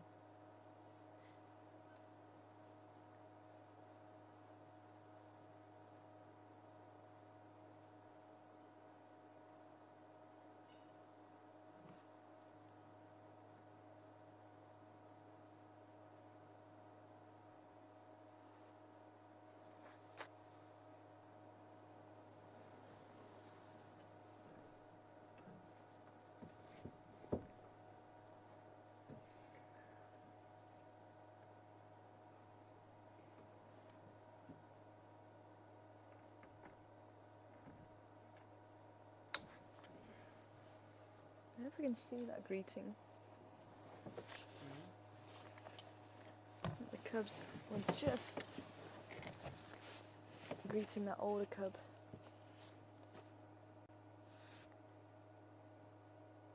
Wow, what a morning.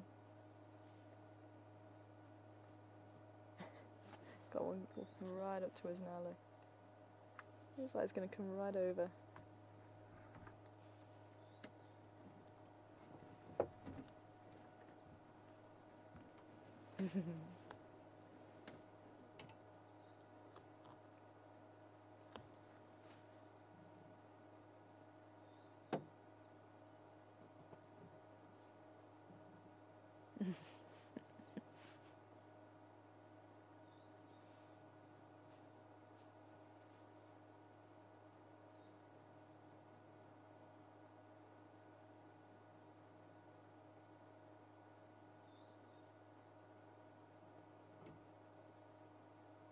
You can hear ground hornbills right off in the distance.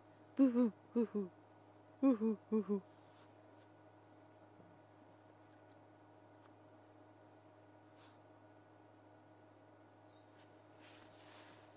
I can hear more parrots. Still haven't been able to find where they are sitting in trees at the moment. But how magical was that, hey?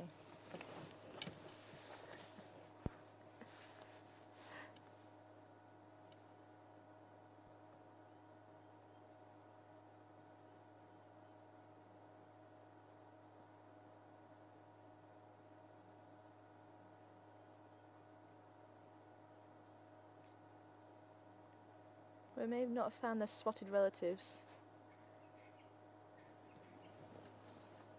It's certainly quite magical to spend some time with them.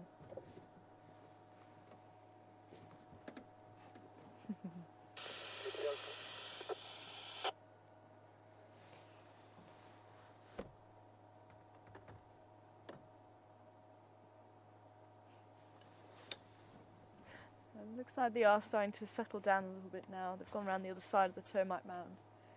So let's leave them to it now. But maybe you've seen a slightly more tender side of the hyenas. Maybe don't look as ugly as what you may have thought.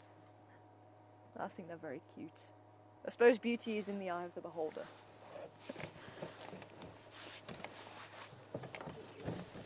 But I think they're another misunderstood creature.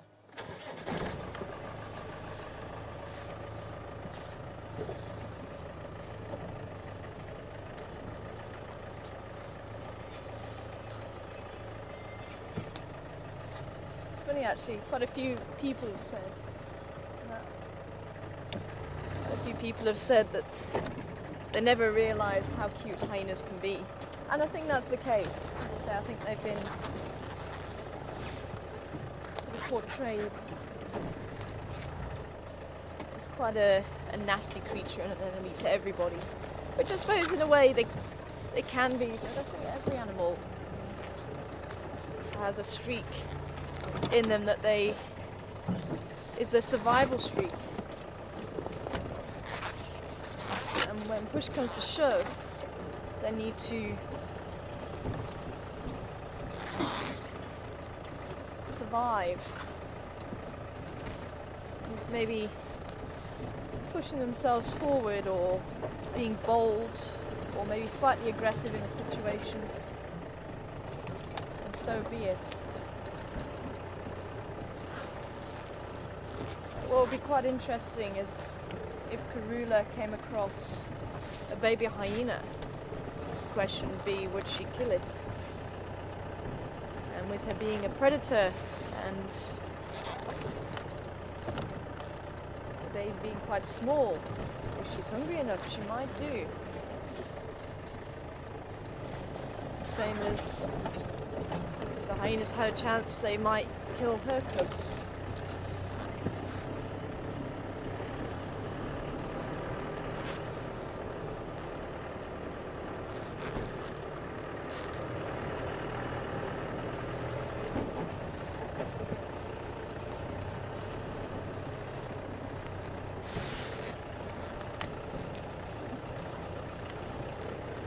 Hi Ellen, morning to you, good to hear from you. Wondering why we don't see black-backed jackal on drive. And it is odd, we don't see them very often. And they do live around here. We have seen them occasionally. In fact, there was, I think it was a just in here actually. So either here or just a bit further down. Yeah. Just around here, the lions killed a buffalo. And there was a black-backed jackal around there. Probably a little bit later after drive, funnily enough. I think he was waiting for the lions to go and sleep for the day. And he came in and scavenged from the carcass. He was very nervous about it. So they are around, they just stay very well hidden. Now I don't know if it's because of the large number of large carnivores. But you don't tend to have lions eating jackal, although I have seen lions killing jackal as a warning. There was a female, or a few females that were eating from a carcass, and the jackals kept annoying them to the point that the female charged at them, and unfortunately one wasn't quick enough to escape. And it did actually fall under her jaws, and unfortunately she killed it, and she left it. She didn't even bother eating it. But I can tell you soon that the jackal were very wary after that. And side-striped jackal we also get here. In fact, I think I've seen more side-striped jackal here than I have black-backed jackal.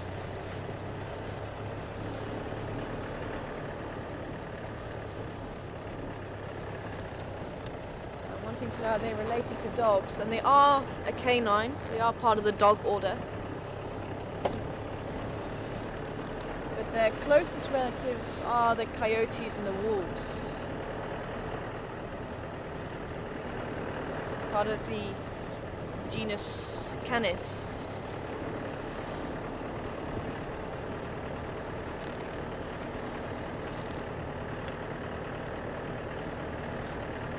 The wolves, I think, are Canis lycon. Lycoids? Lycons, something like that.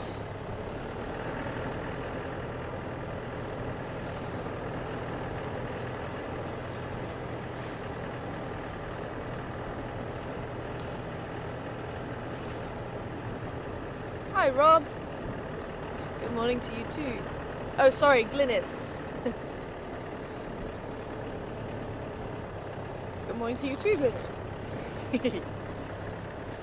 Wanting to know what the ages were and what the relationship was between the three hyenas that were playing. The youngster, I reckon, was probably about a month and a half, maybe 2 months old. He did look very young, still very black in colour. I just want to have a quick look here. See if there's any movement there. I think let's just have a quick drive. We're going to head down towards Bucklershook Down. That's where I promise we'll go.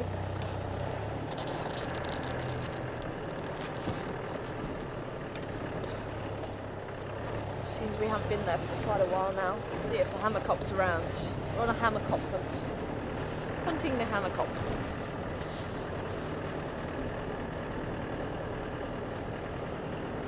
Wind's still got a little bit of chill in the air. So I reckon that little one, the little black one, and it was probably about this size on the ground. And the one that was slightly older, but you can see all the spots in it, it's probably about 4 months old. Maybe 4.5, somewhere around there. But with the spots all out. Maybe even 5 months old actually. So we're all there. When they start getting the spots, it's usually around 4, probably about 5 months old.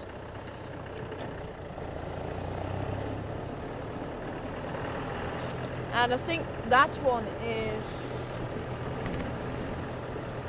actually no, it wasn't, sorry, I'm getting myself confused. Yeah, about 4.5, because the spots were there, but they still weren't distinctive. So when they're distinctive, they seem to be around 5.5. So yeah, about 4.5 months old.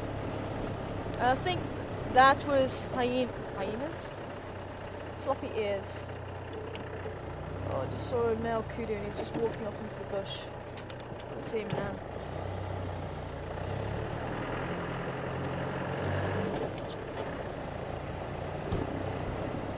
So I think that was floppy ears. Offspring, direct offspring.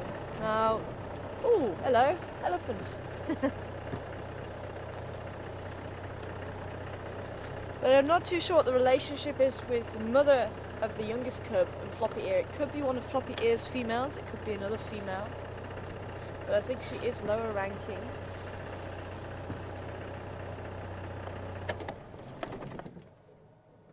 Let's see who it is.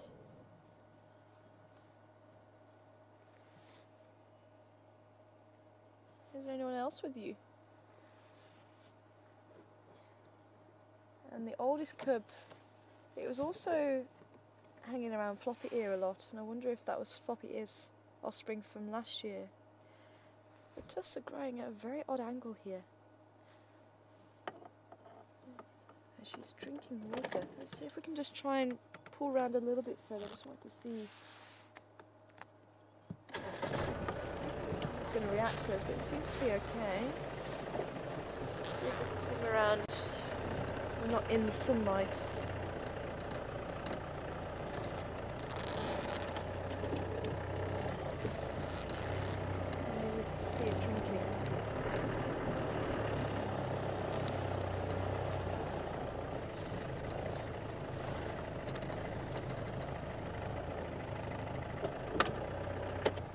Elephants are very particular about the cleanliness of the water.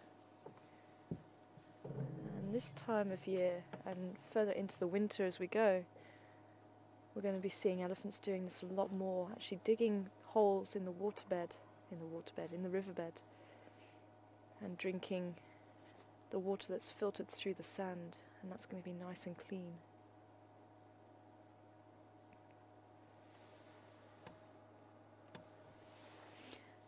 I have seen one individual with tusks that grow downwards like this. She's got quite a long tusk. I think she's called Fang, and I think she's missing her other tusk.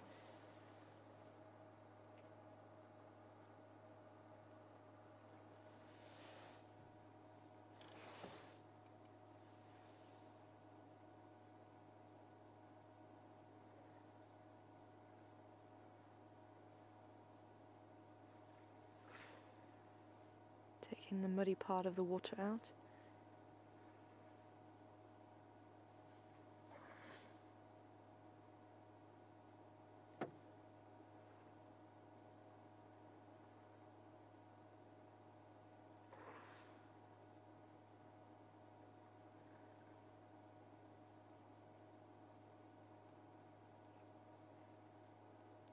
And this will be how elephants can survive in areas that look pretty dry. They'll be able to find areas that have water running underneath the ground, and they can dig for it. And this is obviously one of the pieces of information that needs to get passed on from generation to generation. The areas where they can find sources of water like this.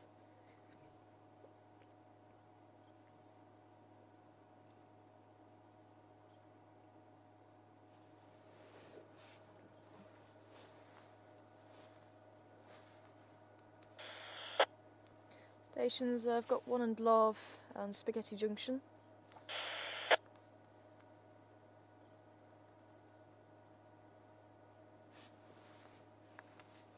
I think there's actually a family. I can hear some more branches breaking. Just trying to see, but I think this could actually be a male.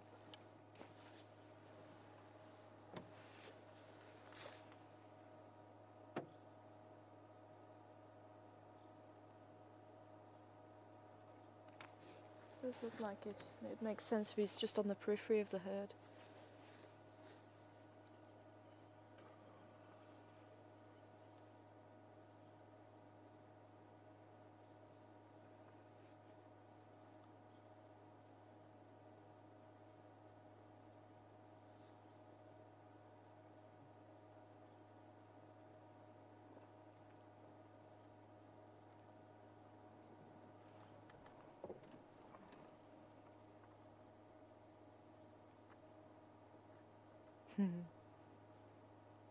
Just tilting the trunk towards us. You can smell us.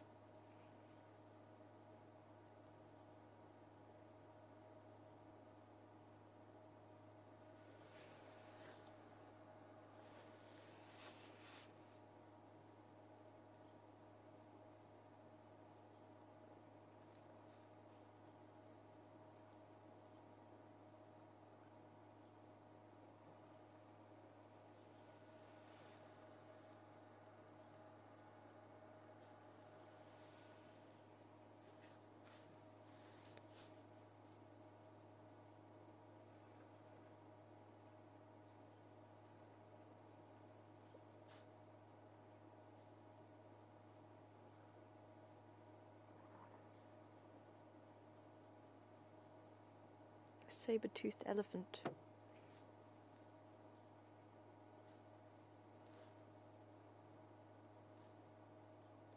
With both of them growing like that, I wonder if it was genetical.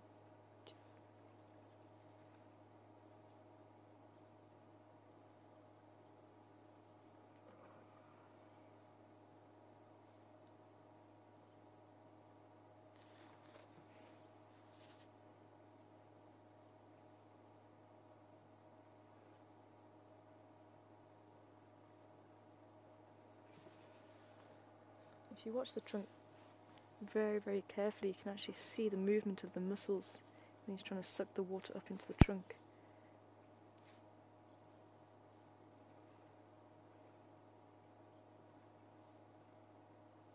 Yeah, he's squeezing in now.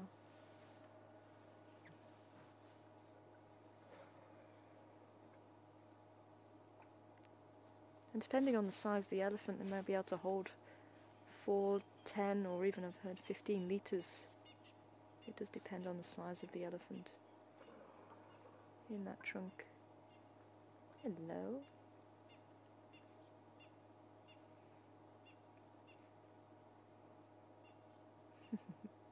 Hello, beautiful.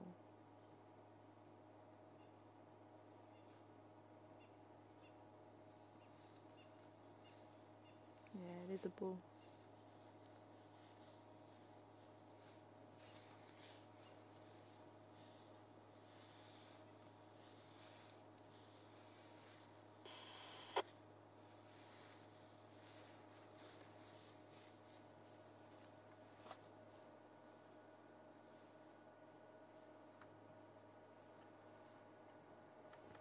It's a little bit older than I thought.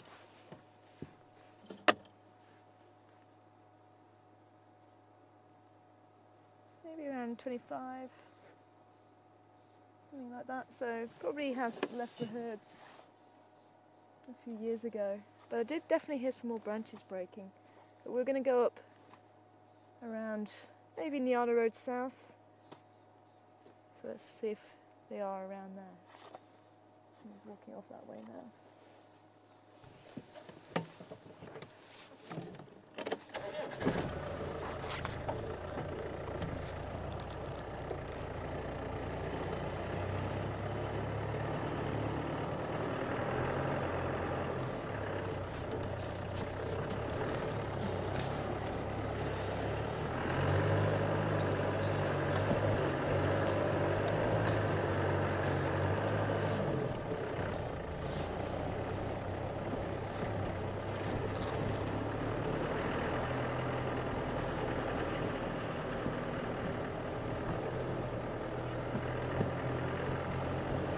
One and Love clambering towards Chelapan now. Lock is open.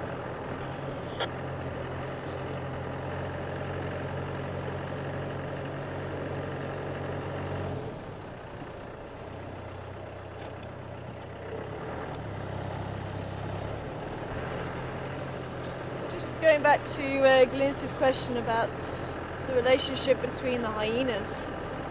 So I think floppy ear may have been related to that older one, especially with the two playing so much together.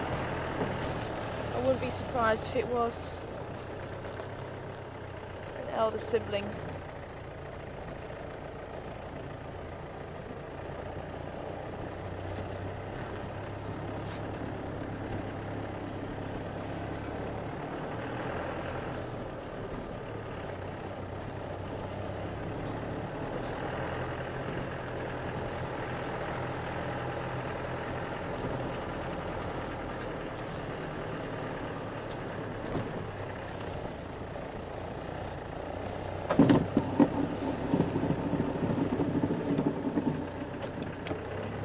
Drag that branch along with us. We'll try again.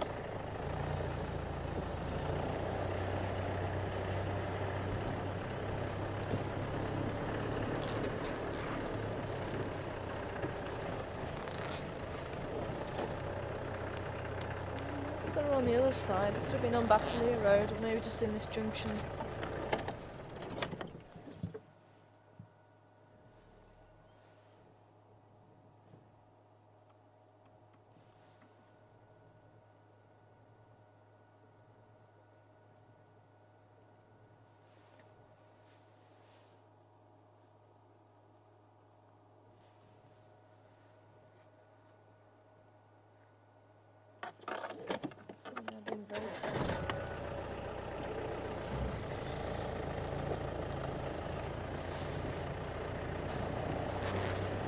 Oh well, we can make a quick turn up by Bucklesook Down, because like I say, I did promise we'll go up there. And we'll come back down Battalier Road.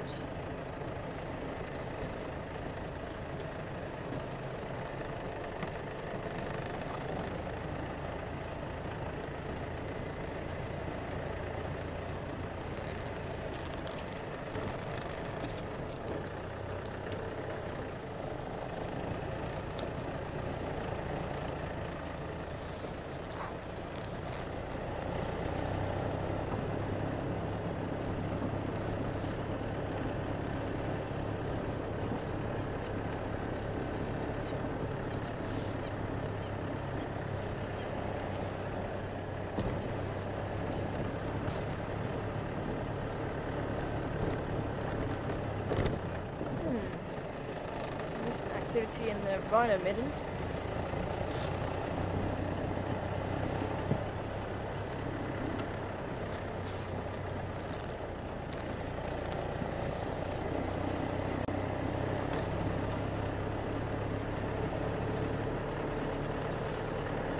And the rhino tracks are heading there. And here again. There again.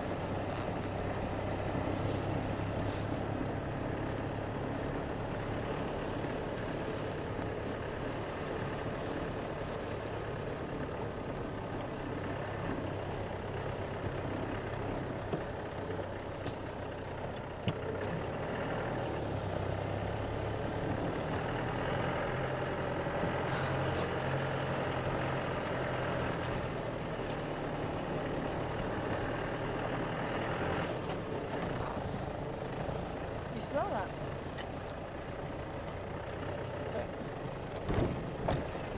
Smells like a warm dung smell.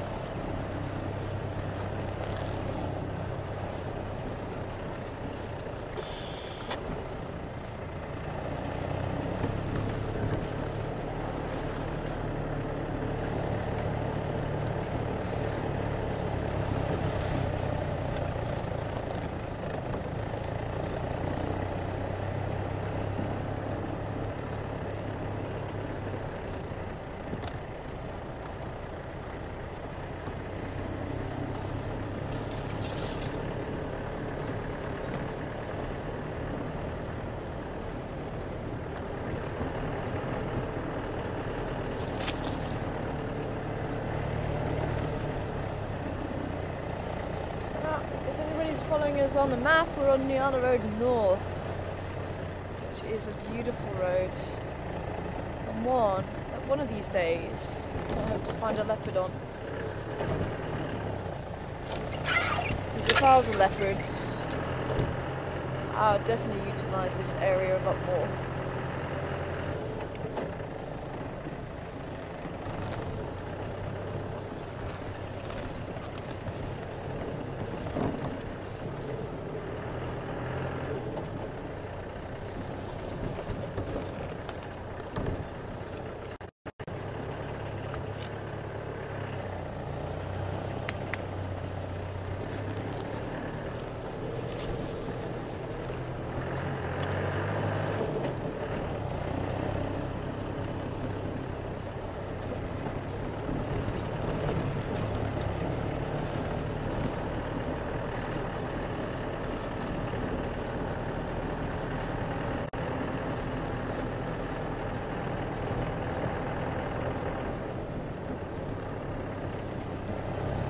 Rhino tracks.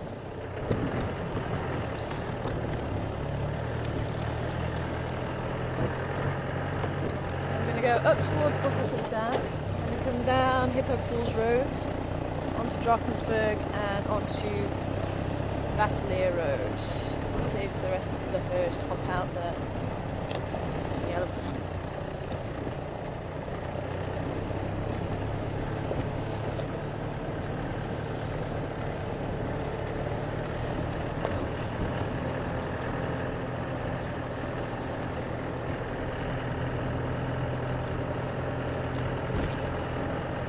Hopefully if we have time.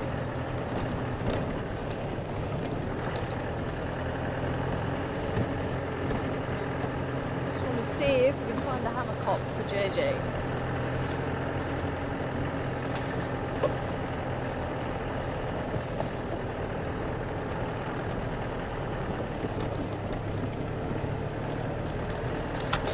So since coming back online,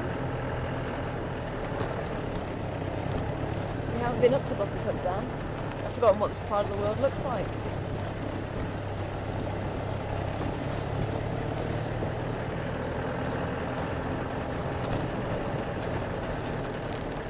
If anybody's interested in seeing the map, it is on the website www.wildearth.ning.com.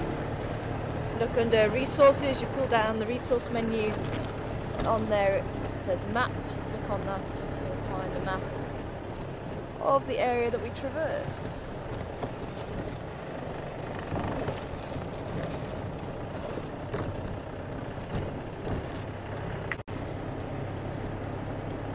And it is possible enough.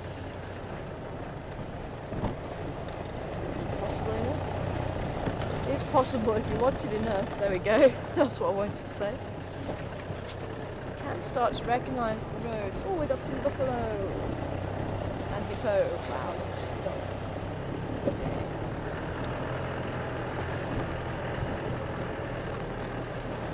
Let's hope a hammercock for JJ. That'd be nice. There's quite a number of buffalo there, all male. And I think Bob's pod has returned back to Buffelshoek. Texan, come in. Yeah, okay. There's some Inyari Buffelshoek Dam.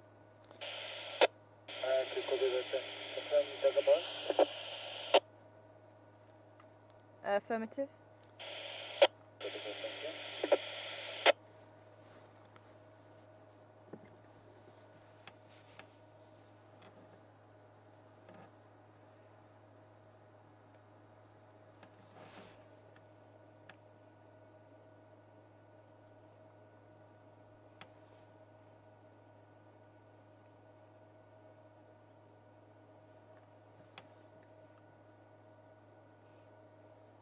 It could be our hammercock just moved onto different dams in the area.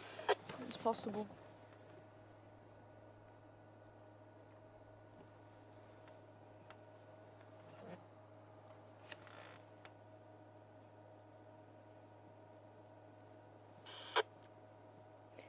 quite often find it sitting on the back of the hippos and using the hippos almost like a platform to pluck frogs from the surface of the water.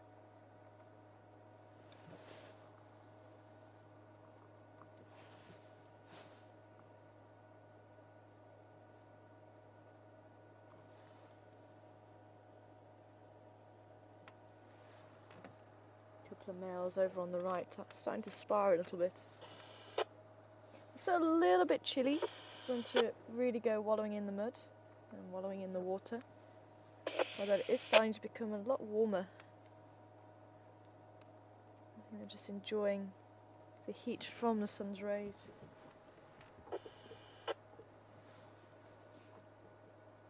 And if you were with us yesterday, we found, was it yesterday? Or the day before? I'm losing track of days here. We had the breeding herd of buffalo. We could see the long, thin horns of the females. Whereas if you look at these boys, you can see already around the middle of the horns, it's quite wide and flattened. Whereas the females are quite rounded. It comes off the centre of the horns into the curled part of the horns.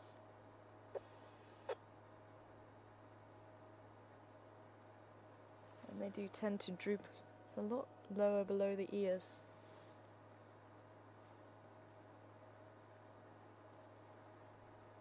You can see exactly why they need that thickened part of the horns, interlocking the heads like that and pushing. It's who can push the other one out the way, who is stronger.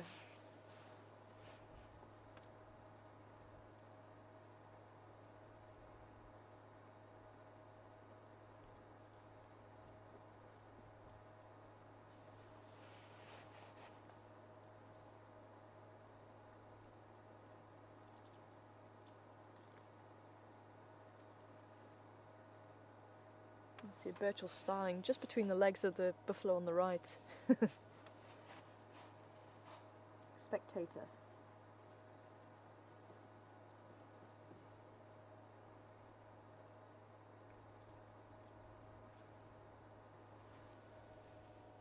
Here comes some more buffalo coming down to the dam now.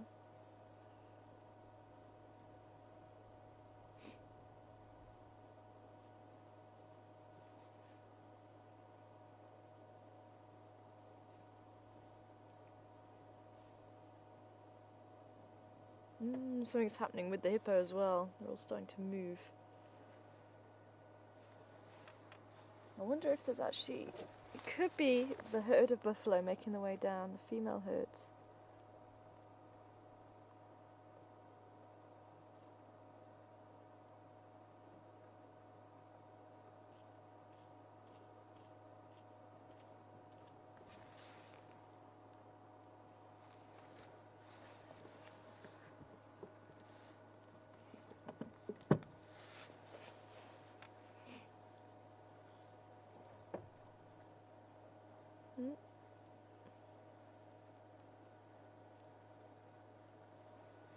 Almost as if the hippos are stating their claim, saying, no, you buffalo are not going to come in here.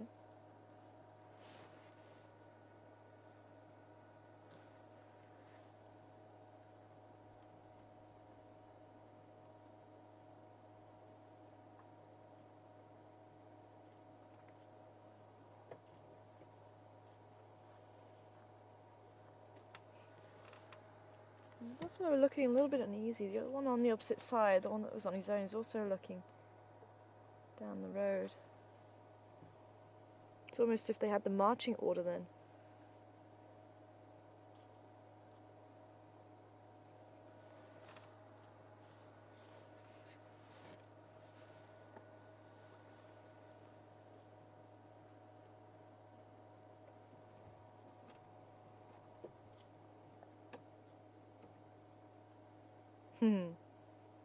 That the two boys are back to sparring again.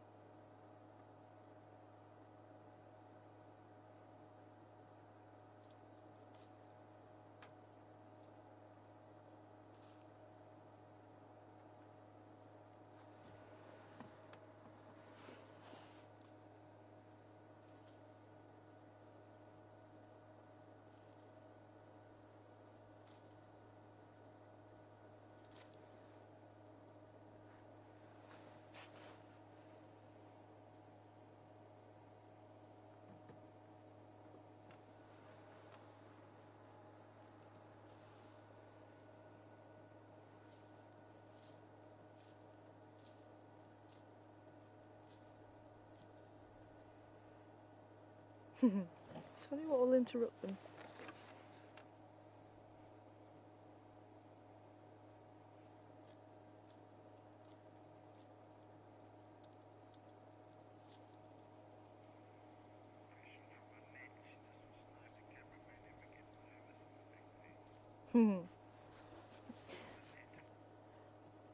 Hi, Annette.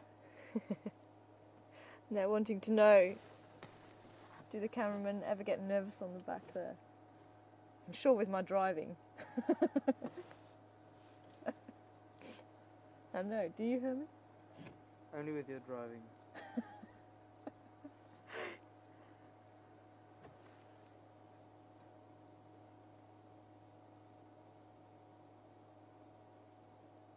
I know, that elephant was eyeing you up a little bit earlier on, wasn't he?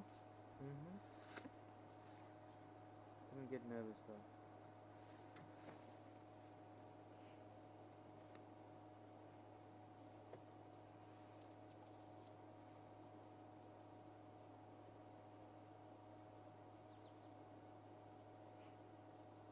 Well, these boys are still milling around. Well, let's leave them to it. He is making his way over to the hippos. Just want to see if the hippos are going to do something.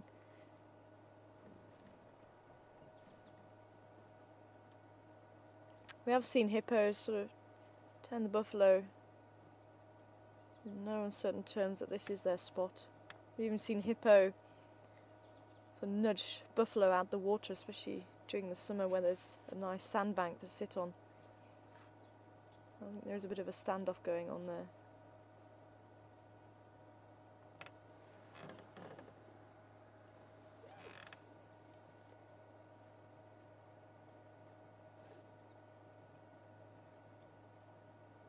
Some of the herd have moved further into the bush.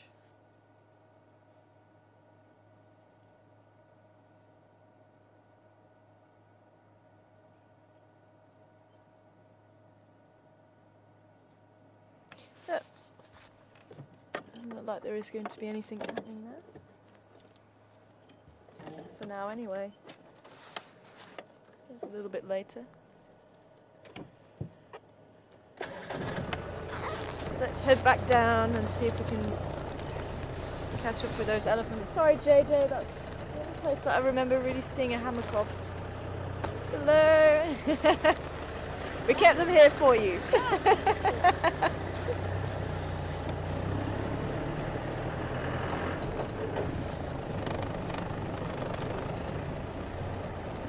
Oh, it was worth a try. Hopefully the hammer cock will come back soon off of its holidays.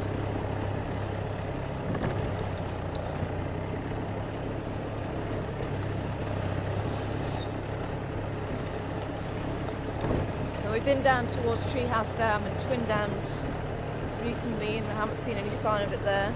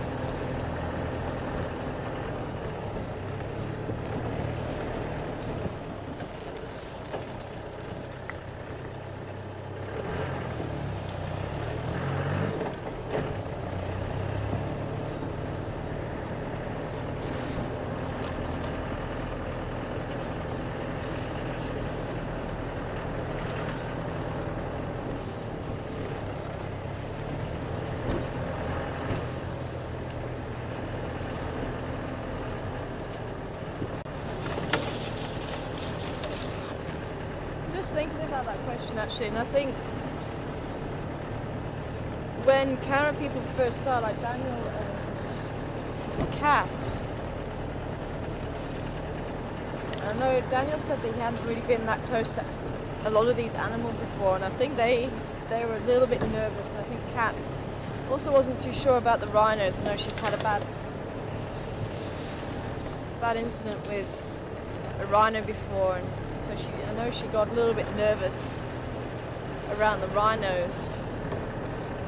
But after a while, she actually did settle down with them. And she realised that not all rhinos are going to start charging the vehicle, and I think that's the same for a lot of people when they've had a bad incident. They start thinking, oh, the animal's going to react in the same way.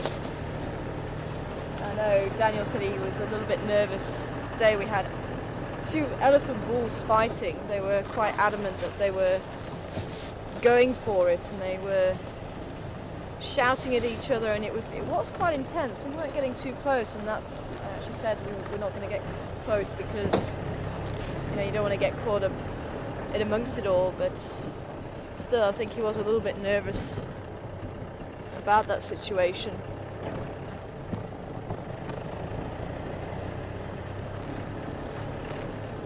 But then they're not used to us. Well, there's lots of fresh rhino activity here too. And they're not used to the way that we guide, myself and Mark,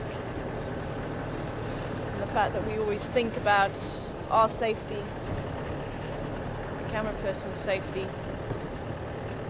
There'll be times when you really want to get in there, but you also know it would be a very stupid move.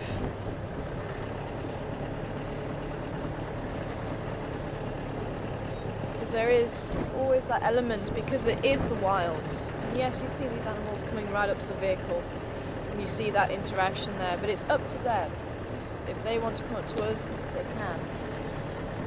But there is still that element of unpredictability, where you don't know what's going to happen. And it wouldn't be the wild without it. But even domestic animals, there's always that unpredictability. Even in humans, there's always that unpredictability. That is life.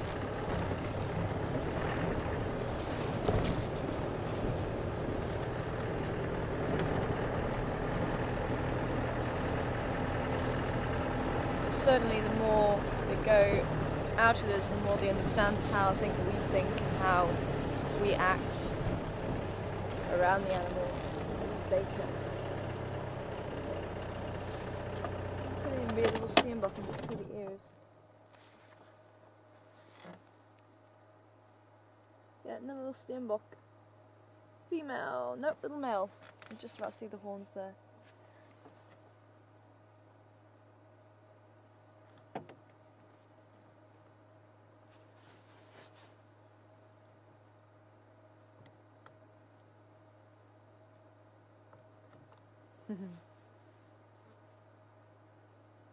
A bit more relaxed than the other male we saw. You see half the size of the horns, so a much younger male than the one we saw earlier. Could be a little bit more inexperienced. But I do want to get down Battley Road before we lose time. Sorry, little steenbok. Seeing another male earlier. We should leave him to it.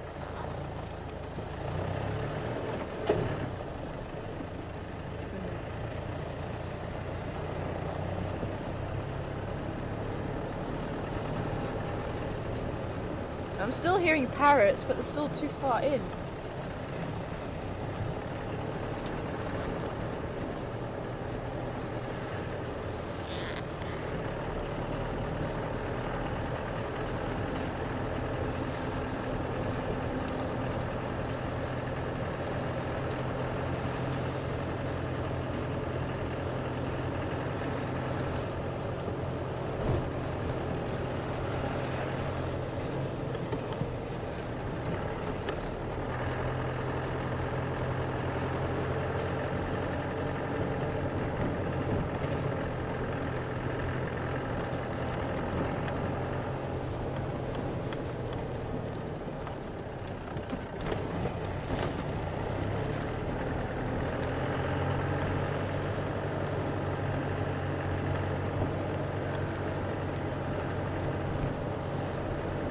And that is basically the job of the guide if you go out with a guide.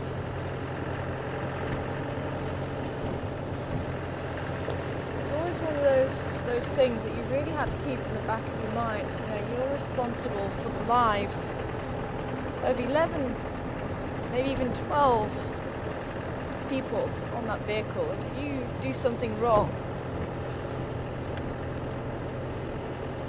then that could spell trouble.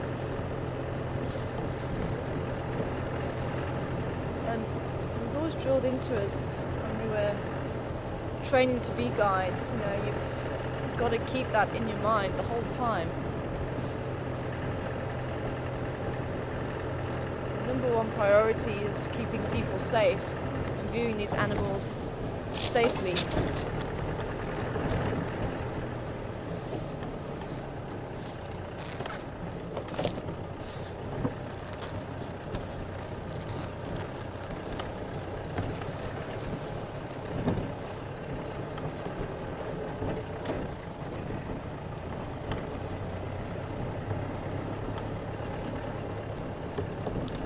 Down Drakensberg Drive, we're now on Bachelier Road. Anyone trying to keep up with us? Let's see if we can catch up with that elephant herd.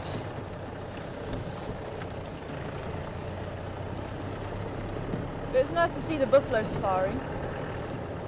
See that very often.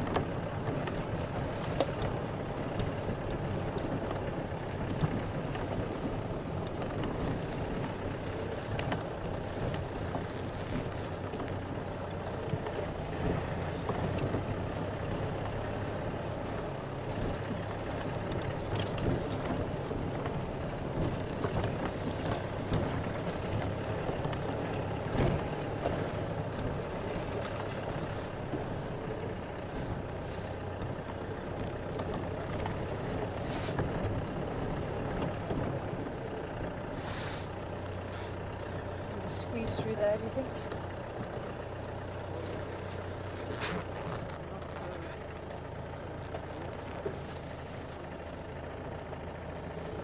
No?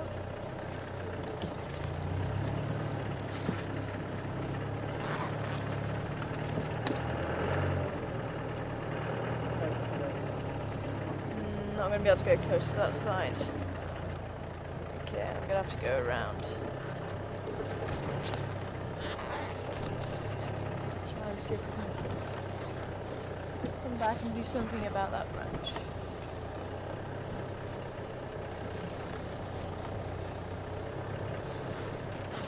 So that gap would be nice and big enough for us.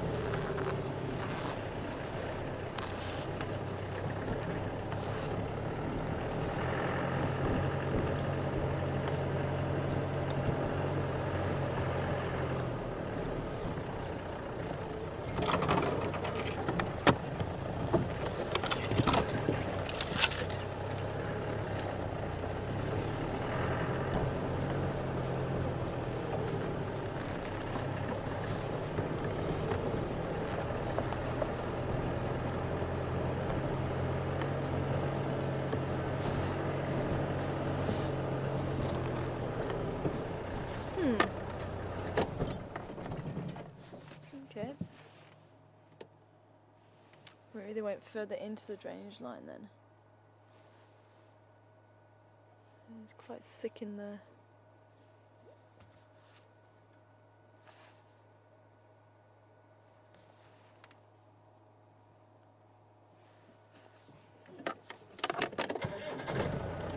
Okay.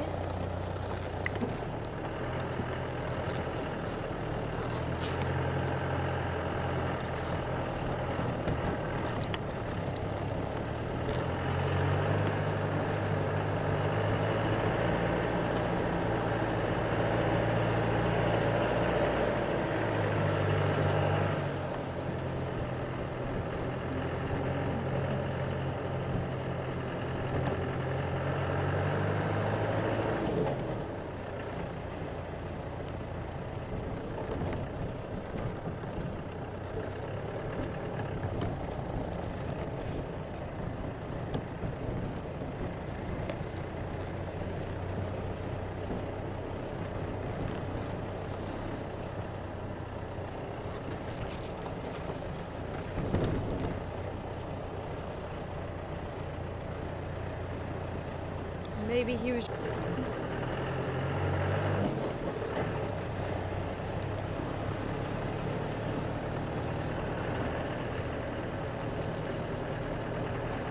walked all the way down here.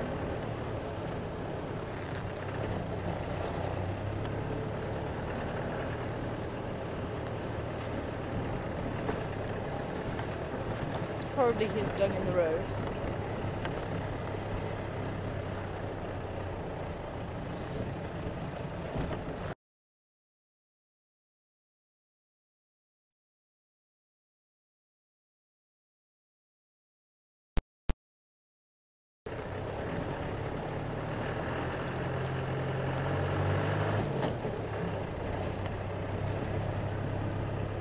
Just goes to show how far an elephant can walk in a little space of time. It's definitely not a mission.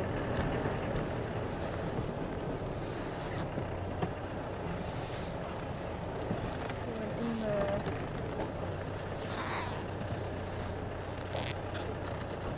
Nope, carried on down here.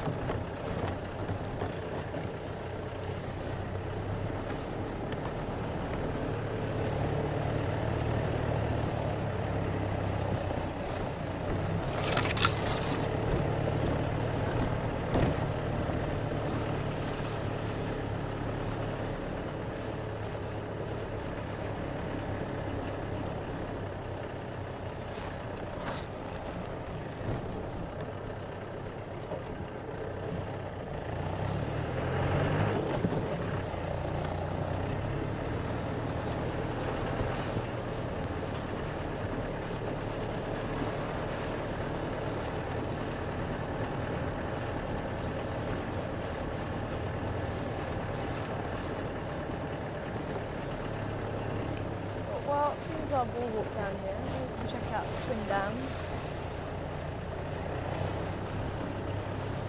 Cop. Oh, seems to be very quiet as well down here.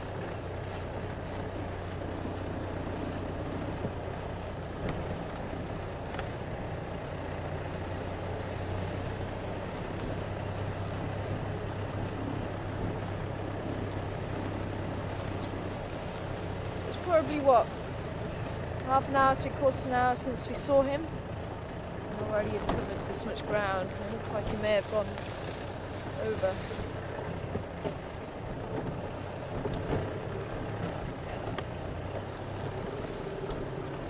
Just gives you some idea, even just a walking pace, how much ground they can cover.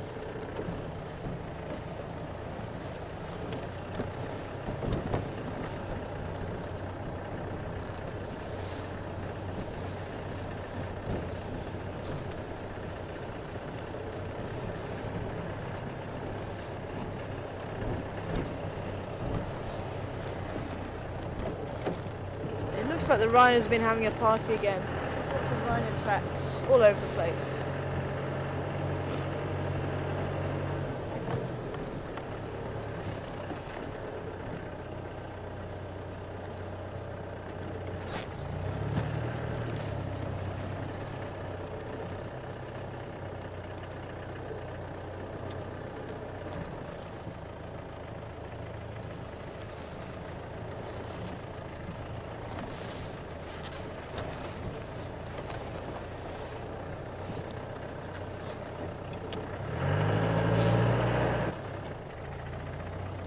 sometimes gets a lot of action, but sadly all looks very still.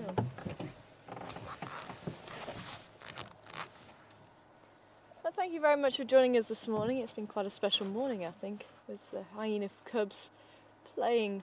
It really was quite a mega moment. Hopefully you enjoyed the elephant drinking too, and a few other bits and pieces along the way. But thank you very much for joining us here on Wild Earth. My name's Tara. Joining me on camera is Herman, and back in final control is Craig. And I hope you can join us again very soon for our next live safari here from South Africa in Djuma Game Reserve. Take care everybody. Bye for now.